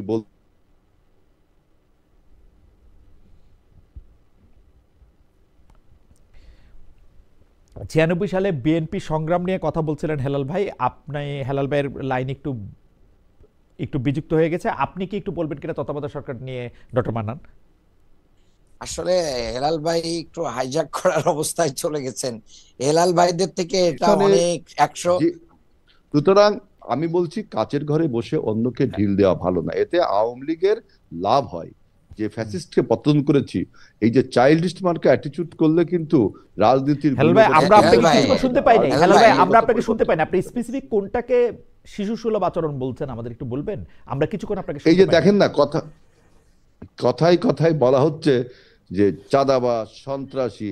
আমি তো দেখলাম আমার দীর্ঘ রাজনৈতিক জীবনে জামাতে ইসলামী বাংলাদেশে যে সমস্ত ক্ষেত্রে চাঁদাবাজি করেছে, এটা খুব বড় বড় একটা ব্যাংক দখল হয়ে যাচ্ছে, স্কুল দখল হয়ে যাচ্ছে, এটাকে চাঁদাবাজ না। আমি বলছি যে এই ধরনের কথাবার্তা, অন্যকে আপনি চাঁদাবাজ, সন্ত্রাসবাজ বলে ভোট যদি পাইতেন, আপনি এগুলো বলছেন, আবার ভোট যুদ্ধে আসতে রাজি হচ্ছেন না, কারণ আপনি ভোটটাকে হেলাল পিছিয়ে ভাই, দিতে চাচ্ছেন। হেলাল ভাই আমি সুতরাং আসলে মান্নান ভাইয়ের বা মান্নানের পক্ষে নিতে চাই না, কিন্তু আপনি একটু খেয়াল করলে দেখবেন যে মান্নান সাহেব যেগুলি বলছেন তার অধিকাংশ কথা জনাব তারেক রহমানও বলছেন। জনাব তারেক রহমানও কিন্তু চাঁদাবাজির বিপক্ষে অবস্থান আপনি নিয়েছেন, দেখেন, সবাইকে আপনি সতর্ক করে দেখেন, দিয়েছেন। বিএনপির লোকদের খালেদ কথাই ভাই, বলছেন, প্রায় আমি একই কথা ডক্টর আব্দুল মান্নান বলছেন, মানে একটু এদিক ওদিক না, করে। আমিও তো সেটা বলছি খালেদ ভাই। আপনি কিন্তু দেখেন আপনি এটাকে যে শিশুসুলভ কথা বললে বিএনপি কেমনে হবে? কোনো না, আপনি আমার কথা, আমি এই জন্যই বলছি যে জি বিএনপি কোনো অভিযোগকে অ্যাকসেপ্ট করছে, ডিনায়াল টেন্ডেন্সিতে আমরা ভুগছি না, আমি বহু আগে এই কথা ক্লিয়ার করেছি। কিন্তু জামাত ইসলাম কি দুধে দুয়া তুলসী পাতা? তারা কি কখনো স্বীকারিত করছে না তারা চাঁদাবাজি করে, সন্ত্রাস স্বীকারিত করছে না? এই যে ডিনায়াল টেন্ডেন্সি, এইটাই তো শিশু সুলভ একটা আচরণ। ওকে, আপনি ডিনাল টেন্ডেন্সিকে বলছেন। আর ডক্টর মান্নান আপনি একটু বলবেন আচ্ছা, কি যে আসলে ব্যাংক থেকে শুরু করে অন্যান্য ব্যবসা প্রতিষ্ঠান দখল, এবং আমি কিন্তু এটাও শুনেছি জামায়াত হচ্ছে বড় বড় ব্যবসা প্রতিষ্ঠানকে তারা বলছেন যে আপনাদের সমস্যা আছে, আপনারা এত টাকা চাঁদা দিবেন। এইটাও কিন্তু এটা বলছেন বড় বড় ব্যবসা প্রতিষ্ঠানকে, যেটাকে বলা হচ্ছে যে তারা ইচ্ছা করে সেটা টাকা দিচ্ছেন। আপনাদেরকে যদি বলা হয় আপনারা দল পরিচালনা করছেন কিসের টাকায়, আপনারা বলেন যে চাঁদায়, যে বলেন যে মেম্বারদের চাঁদায়, কিন্তু এইটা নিরপেক্ষ ভাবে হইলে অনেকেই বলে থাকেন যে তার চেয়ে অনেক বেশি পরিমাণ টাকা আসলে জামাতের আছে। এটা একবারে সম্পূর্ণ ভিত্তিহীন গুজব এবং বানোয়াট একটি কথা। আমি আব্দুল মান্নান প্রতি মাসে আমার আয়ের 5% দিয়ে আমি এই দল চালাই। আমাদের হাজার হাজার নেতা কর্মীরা নিজেদের টাকা দিয়ে, নিজেদের সম্পত্তি বিক্রি করে আমরা এই দল পরিচালনা করি। আমরা কারোর কাছ থেকে এভাবে জোর করে প্রেসার করে আমরা প্রেসার করেন না তো, আপনারা ফোন করেন, ফোন করে বলেন সমস্যা আছে, তারপর তারা টাকা দেন। প্লিজ খালিদ ভাই, আমি আপনাকে বলি, আমি যদি বলি যে আমি একটা লাশ দাফন কাফনের জন্য আমাদের একটা অ্যাম্বুলেন্স লাগবে, খালিদ ভাই আপনার যদি অ্যাবিলিটি থাকে আপনি দেন, আপনি যদি এটা দেন, তাহলে এটা কি চাঁদাবাজি? আপনারা থার্ড পার্টি, আমি একটা কথা বলি, মানান ডক্টর আব্দুল মান্নান, আমি একটা কথা বলি, আপনারা থার্ড পার্টি অডিটের মাধ্যমে আপনারা কি এটা দেখাইতে পারবেন যে আপনারা আসলে নিজেদের মেম্বার চাঁদা কত, বাইরে থেকে কত চাঁদা আসে? আমাদের প্রতিটা আয় এবং ব্যয়ের কি আয় অডিট হয়, এবং থার্ড পার্টি না। আপনাকে ওয়েলকাম করলাম, আমি 1 ইয়ার আপনাকে আমন্ত্রণ করলাম, ক্যামেরা নিয়ে এসেন আমাদের পার্টি অফিসে, আপনারা দেখে যান আমরা কিভাবে এগুলো মেনটেন করি। একটি টাকার এদিক ওদিক মিস ইউজ হলে আমার যে পদ আছে এই পদ থাকার কোনো মিস ইউজের কথা আমি বলতেছি না, কথা যখন উঠলো ডক্টর মান্নান, কথা যখন উঠলো ডক্টর মান্নান, আপনি আমাকে বইকেন না, আমার কথা শুনেন আগে। আপনি আমাকে বলেন বাংলাদেশে যারা ব্যবসায়ী গোষ্ঠী আছে সেই 20 জনের একজনও বা 20 জনের 20 জনই আপনাদেরকে চাঁদা দেয় নাই। এটা কি এই জুলাই মাস থেকে এই আগস্ট মাস পর্যন্ত কেউ চাঁদা দেয় না? কেউ আমাদেরকে চাঁদা দেয় না, দেয় নাই, কেউ আমাদেরকে চাঁদা দেয় না। যেভাবে ভাইরা মানুষের কাছ থেকে চাঁদা গ্রহণ করে সেভাবে তো করে না তো। কেউ অভিযোগ দিয়েছে কোন মিডিয়া, কোন জায়গায় কোন ব্যক্তি, সংক্ষিপ্ত ব্যবসায়ী বা কোন মিডিয়া কেউ কি আজও পর্যন্ত বলতে পেরেছে এটা জামাতের বিরুদ্ধে একটা অপবাদ এবং অপপ্রচার? বরঞ্চ বিএনপি নিজের চাঁদাবাজি এবং লুটপাট ঠেকানোর জন্য এই কথাগুলো নতুন করে নিয়ে এসে একটা পরিবেশ তৈরি করতে চাচ্ছে। বাংলাদেশ জামাত ইসলামের 2জন মন্ত্রী ছিলেন, তারা মন্ত্রী থাকা অবস্থায় আজও পর্যন্ত কেউ 1 টাকার দুর্নীতির সংবাদ আনতে পারেন নাই। কাজেই খালিদ ভাই, এগুলো মানে দুর্ভাগ্যজনক। আর আপনি তত্ত্বাবধায়ক সরকার সম্পর্কে জানতে চেয়েছেন, সেটা আমি এক লাইন বলতে চাই। তত্ত্বাবধায়ক সরকার বিএনপি যেভাবে হেলাল ভাই বললেন যে করুণা করেই মনে হয় দিয়ে দিয়েছে, এর জন্য আমি তখন ইন্টারমিডিয়েটের ছাত্র, খুলনাতে আমি রাজপথে লড়াই করেছি। আজকে তত্ত্বাবধায়ক সরকার ফিরে আসাতে আমার ভিতরে একটা শিহরণ তৈরি হচ্ছে যে না, আমার সেদিনের লড়াই কি হয়েছে, বাস্তবে পরিণত হয়েছে। জামাত ইসলামীর এই যে ব্রেন থেকে আসা এই তত্ত্বাবধায়ক সরকার, বাংলাদেশের জনগণ যারা দিতে চায় নাই, যারা বলেছিল পাগল ছাগল ছাড়া আর কেউ তত্ত্বাবধায়ক সরকার বোঝে না, আমার মনে হয় নিরপেক্ষ না, তারাও আজকে কি বলছে, আমার মনে হয় যে ডক্টর মান্নান আপনার বক্তব্য পরিষ্কার। ডক্টর মান্নান, আপনার বক্তব্য পরিষ্কার। আমি হেলাল ভাইকে বলতে চাই, ডক্টর মান্নান কিন্তু উদাত্ত আহ্বান জানালেন, ওপেন এই টেলিভিশন উনি বললেন আমি ইচ্ছা করলে উনার ফিনান্সিয়াল নকদান বা জাবেদা বই দেখতে পারবো, কোত্থেকে আয় হইতেছে কোত্থেকে ব্যয় হইতেছে, থার্ড পার্টিও লাগবে না, যে কোনো সময় যেতে পারবো। এই কথাটা কি বিএনপির পক্ষে আসলে বলা সম্ভব কখনো? অবশ্যই। আমি তো বিএনপি তো জামাতের মতো আপনার এনজিও মার্কা সংগঠন না, বিএনপি জামাতের মতো ক্যাডার এনজিও তো খারাপও না, চাঁদাবাজ। আপনাকে রাজনৈতিক দলগুলো, রাজনৈতিক দল এবং এনজিও এক জিনিস না। রাজনৈতিক দল মানে গণসংগঠন আর ক্যাডার ভিত্তিক সংগঠন এক জিনিস না, বুঝছেন? কিন্তু আপনার বিএনপির যে সৌন্দর্য, যেটা যে আপনি একটা অভিযোগ দিচ্ছেন, সেটা আমি অ্যাকসেপ্ট করছি, করে আমি তদন্ত করছি, তদন্ত সাপেক্ষে তার বিচার করছি। কিন্তু জামাত তো প্রথমেই আপনাকে প্রত্যাখ্যান করছে, সে কিছু শুনতেই রাজি না, সে মনে হচ্ছে আকাশ থেকে ফেরেশতা নামছে। মান্নান ভাই, আমি একটু বলি, সে তো ওপেন চ্যালেঞ্জ দিচ্ছে, আমি আয়েশা তারে তো পরীক্ষা করে দেখতে পারবো, তার কত টাকা ঢুকতেছে, কত টাকা কোথায় ব্যয় করতেছে, সে তো ওপেন চ্যালেঞ্জ দিতেছে। আমি বলতেছি এই কথাটা বিএনপিও বলতে পারবে কিনা। বিএনপি বলতে পারবে না কেন? বিএনপি তো আপনার নির্বাচন কমিশনে তো আমরা হিসাব জমা দিচ্ছি প্রত্যেকবারে। কিন্তু মান্নান যেভাবে বলছে, ওটা তো মনে হচ্ছে একটা আপনার ওই যে কর্পোরেট একটা কোম্পানি, মানে কর্পোরেট কালচারটা চালু করেছে। ওই জন্যই বললাম যে এনজিও মার্কার সংগঠন, রাজনীতি মানে দেশ পরিচালনার মতো একটা সংগঠন না। ইভেন এটা একটা ক্যাডার সংগঠন। এখন উনার পার্টিকে উনার আয়ের 5% দিয়ে দেন, দিয়ে উনার পার্টিটা উনি করতে চান, সেইটাকে আপনি এনজিও মার্কা সংগঠনকে আপনি বলেন? এনজিও থেকে এমন হয় না। না, সে বলছে একটা কথা যে আমরা মানুষের কাছে সাহায্য চাই, যে একটা লাশ দাফন করব, সেটা যদি কেউ দেয় তাহলে কি সেটা চাঁদাবাজি করবেন? এখন এইরকম কাজ যদি বিএনপি বলতো, বিএনপি সেটাকে আপনি চাঁদাবাজি বলতেন। কারণ আপনি নিজে আগের থেকে একটা নিজের আপার হ্যান্ডে যাচ্ছেন। আমার মনে হয় পার্থক্যটা এই জায়গায়, হেলাল ভাই, পার্থক্যটা এই জায়গায় কিছু সংখ্যক চাঁদা আছে যেটা হচ্ছে ইনস্টিটিউশনাল চাঁদাবাজি। যেমন ঢাকা শহরে ফুটপাতগুলি এখন কাদের দখলে? যেমন ধরা যাক যে ঢাকা শহরে আসলে ব্যাটারি চালিত রিক্সা চালাইতে হইলে এই মালিকের পাশাপাশি আর কাকে কত টাকা দিতে হয়। যেমন ঢাকা শহরে আসলে কোন থানায় কোন পুলিশের ওসি নিয়োগ পাবে, এইটা আসলে জামায়াত ঠিক করে নাকি বিএনপি ঠিক করে, এবং এটা আসলে চাঁদার বিনিময়ে ঠিক হয় নাকি এমনি ঠিক হয়? গাবতলী গরুরহাটটা আসলে কিভাবে পরিচালিত হয় একটু বলতে দেন। রাজনীতিতে যে সন্ত্রাসী কর্মীগুলো, যে চাঁদাবাজ কর্মীগুলো, তাদের পরিচয় তারা সন্ত্রাসী, তাদের পরিচয় তারা চাঁদাবাজ, তাদের কোনো রাজনৈতিক পরিচয় নেই। কখনো জামাতের রঙে, কখনো বিএনপির রঙে, কখনো এনসিপির রঙে এই সমস্ত দস্যুরা দস্যুতা করে থাকে। আপনি এখন যদি বলেন সবই বিএনপি, তাহলে তো আমি তারপরে বলছি আমরা তদন্ত করে দেখছি। কিন্তু জামাত তো স্বীকারই করতে যাচ্ছে না, তাদের দলে কোনো দস্যুতা হয়ই না। মনে হচ্ছে সবাই আপনার একদম দরবেশ। এটা হয় নাকি তাই কোনোদিন? আচ্ছা, ঠিক আছে, আমি একটা প্রশ্ন দর্শকদের কাছ থেকে এখন নিতে চাই। একটা প্রশ্ন না, একটা কথা, যে উনি মিজান খান উনি বলছেন যে সাহস থাকলে দুইজনকেই বলেন যে তারা বলুক যে আওয়ামী লীগের ভোট তাদের লাগবে না। আপনারা এটাতে রেসপন্ড করবেন কিনা, এটা আপনাদের ইচ্ছা। হেলাল ভাই, আপনি বললেও বলতে পারেন। আমার মনে হয় আমার বক্তব্য হলো যে আওয়ামী লীগ যারা সমর্থক তারা কি ভোট দিবে না? তাদের ভোটটা বন্ধ করে দেওয়া উচিত। তাদের ভোট যাতে ভোট দিবে, তাদের ভোট তো আপনি বন্ধ করতে পারবেন না। এখন আমি বলছি যে এই ভোটটাকে অ্যাট্রাক্ট করার জন্য জামাত একটা ফন্দি পাকে এঁটেছে, কর্মী সংগ্রহ অভিযানের নামে সবাইকে জামাতি। আপনি জামাতের ফন্দিটা বুঝতে পেরেছেন। ওকে, ফ্যান্টাস্টিক। আমার মনে হয় ডক্টর মান্নান, আপনি এটাতে কি বলবেন? আপনি যদি 30 সেকেন্ড একটু বলেন। ভাই, আমার মনে হচ্ছে যে বিএনপি তো কোনো কর্মী সংগ্রহই করে না, সদস্য সংগ্রহ করে না। বিএনপি এমনি এমনি একটা সংগঠন চলতেছে, এটা তো প্রত্যেকটা দলের দলীয় কর্মসূচি, সে তার দাওয়াত দিবে, কর্মী সংগ্রহ করবে। কিন্তু আমার জানা মতে, আমার দেখা মতে, যে পরিমাণ লোকদেরকে শেল্টার দেওয়া হচ্ছে, বিএনপির ভাইরা, আল্লাহর রহমত, এদেশের মানুষ, সাধারণ মানুষকে এগুলো বিচার করতে দিতে হবে। সাধারণ মানুষ সাধারণ মানুষ নিশ্চয়ই বিচার করবে। আপনি শুধু আরেকটা কথা বলেন যে আপনারা বেশিরভাগ সময় কোনো রকম কোনো দুর্নীতি বা পদ থেকে কোনো অবস্থান বা চাঁদাবাজির এগেনস্টে আপনারা কথা বলেন, সেই কথাকে আমরা স্বাগতও জানাই।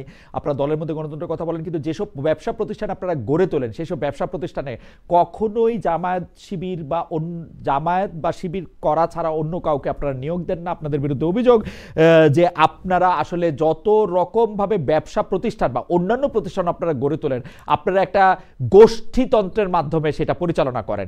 যেমন আপনাদের মধ্যে যদি কেউ বড় ব্যবসায়ী হন তাহলে তাই করেন। আমরা যদি আপনাদের যে দুজন মন্ত্রী ছিলেন সেই দুজন মন্ত্রীকেও দেখেছি যে প্রচুর পরিমাণে এনজিওর নিবন্ধন দিতে সেই সময় যারা আসলে আপনাদের লোককে চাকরি দেওয়া হয়েছে। অভিযোগ এগুলি, আপনি যদি 1-2 মিনিট এগুলি রেসপন্ড করতেন, আসলে এটা এরকম কিনা? শোনেন, বাংলাদেশে জামাত ইসলামী যতগুলো প্রতিষ্ঠানের সাথে সম্পৃক্ত আছে বা জামাত সমমনা লোকেরা সম্পৃক্ত আছে, তারা বাংলাদেশের আইন কানুন নিয়ম এবং চাকরির বিধিবিধান মেনটেন করেই জনগণকে নিয়োগ দেয়। কাজেই এটা একবারেই মানে আমাদের প্রতি কি করা হচ্ছে যে না আমরা এটা দেই না। অবশ্যই খালেদ ভাইকে আমি বলতে চাই যে আপনি যখন একজনের নীতি নৈতিকতা জায়গায় যদি আপনি প্রুভ করতে পারেন যে এই লোকের চেয়ে মিস্টার আব্দুল মান্নানের চেয়ে আজিজুল বারী হেলালের নীতি নৈতিকতা বেশি, কিন্তু দুইজনের একাডেমিক যোগ্যতা সেম, পরীক্ষায় একই নাম্বার পেয়েছে, তাহলে আমি যদি আজিজুল বারী হেলাল ভাইকে আপনি যদি জব দেন, আমি কি ওই অভিযোগ দেব যে উনি দলীয় কারণে চাকরি পেয়েছেন? এটা তো হতে পারে না। এই প্রিফারেন্স ট্রুক আছে বলেই তো আমরা আমাদের এই জায়গায় খেয়ানতের জায়গায় প্রায় একই ধরনের কথা শেখ হাসিনার শেষ প্রেস কনফারেন্সে শুনছিলাম কিনা, মিল লাগে একটু একটু। না না, কেন মিল লাগবে? কারণ হচ্ছে যে আপনি তো পরীক্ষার মাধ্যম দিয়ে নেন, এই নিয়োগটা তো পরীক্ষার মাধ্যমে হয়, তো পরীক্ষা ছাড়া তো আমরা কাউকে নিয়োগ দেব না। বাংলাদেশের একটা ব্যাংক পরিচালনা, একটা হাসপাতাল পরিচালনা যারা জামায়াত শিবির না করে তাদের চেয়ে যোগ্য আর কোনো কেউ আপনাদের এখানে আসে না? অফকোর্স এখানেও বহু এরকম লোক আছে যারা জামাত শিবিরের বাইরে, অনেকেই চ্যালেঞ্জ করতেছে যে এর বাইরে কেউ নাই।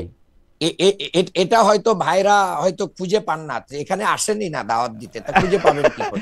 আচ্ছা ঠিক আছে, আমার মনে হয় যে ডক্টর আব্দুল মান্নান খুব চমৎকারভাবে বলেছেন। আমরা শেষ 1 মিনিট করে শুনতে চাই যে এই যে সামনে যে নির্বাচন আসতেছে হেলাল ভাই, সেই নির্বাচনের ক্ষেত্রে আপনি যদি 2টা পয়েন্ট আপনাকে বলতে বলা হয় যে বিএনপিকে ভোট দেওয়ার পক্ষে, সেই 2টা পয়েন্ট কি হবে? আপনি 2টা পয়েন্ট বলার পরে আমরা জামাত ইসলামের জন্য কাছ থেকে 2টা পয়েন্ট শুনবো। আজকের অনুষ্ঠান এখানে শেষ করবো যে কেন আমরা দেখেন আমাদের আমি জি হ্যাঁ, বিএনপিকে কেন ভোট দেবেন।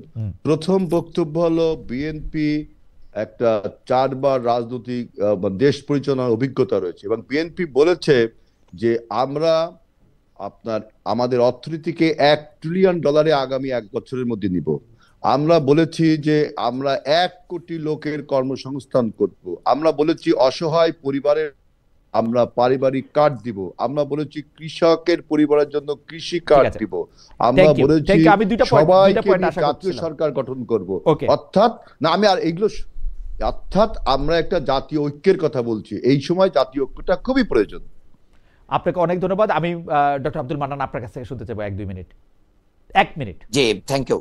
আমি খুব সংক্ষেপেই বলতে চাই। 1 নম্বর হচ্ছে এদেশের সবচেয়ে বড় ক্যান্সারের নাম হচ্ছে দুর্নীতি। আমরা দুর্নীতি মুক্ত একটা বাংলাদেশ গড়ে তুলবো ইনশাআল্লাহ। আমরা সন্ত্রাস মুক্ত, তারপরে মাদক মুক্ত একটা বাংলাদেশ গড়ে তুলবো। এই বাংলাদেশে আমরা ক্ষুধা, দারিদ্রতা, চিকিৎসা, অন্ন, বস্ত্র, বাসস্থানের নিশ্চয়তা আমরা নিশ্চিত করব ইনশাআল্লাহ। বাংলাদেশ জামাত ইসলামী এটা যে পারবে তার প্রমাণ এখন জনগণ পেয়ে যাচ্ছে। তারা বাংলাদেশ জামাত ইসলামের আদর্শিক যেই অবস্থান এটা তাদের কাছে স্পষ্ট। আদর্শিক কারণে বাংলাদেশের জনগণ জেনজি জামাত ইসলামীকেই আগামী বাংলাদেশে ভোট দিয়ে বিজয়ী করবে ইনশাআল্লাহ। আপনাকে অনেক ধন্যবাদ ডক্টর আব্দুল মান্নান। 1 মিনিট আর তো সময় নাই হেলাল ভাই, আপনাকে 1 মিনিট বলে আবার মান্নান ভাইকে বলতে পারেন। জি বলেন। আমার 30 সেকেন্ড দেন। আমার এই মান্নানের কথা শুনে আপনার কুসুম কুমারী দাসের আদর্শ ছেলে কবিতার কথা মনে হয়ে যাচ্ছে যে আমাদের দেশে সেই ছেলে কবে হবে। জি। আপনার কথাই না বড় হয়ে কাজে বড় হবে। আমার এই মান্নানের কথায় মনে হচ্ছে যে আমাদের দেশে জামাত কবে ভোট দেন কথাই জামাতকে, বড় না হয়ে হেলাল ভাই কাজে জামাতকে বড় ভোট হবে। দেন, জামাতকে ক্ষমতায় আনেন, দেখেন কাজে বড় হয় কিনা। ভোট না পেয়ে যে জামাতকে ভোট পরিমাণ দিতে বলেন আপনার- সবাইকে, আপনি দেখেন সবাইকে জামাতকে ভোট দিতে 2001 বলেন, সালে- দেখা যাক জামাত 2001 বড় সালের ছেলে হয় কিনা। সরকারকে 2001 সালের খালেদ সরকারকে ভাই, আচ্ছা আচ্ছা আচ্ছা, 2000 একটু শুনে নেই, হেলাল ভাই 2000 মুরব্বী মানুষ, হেলাল ভাই শেষ করুক। জি।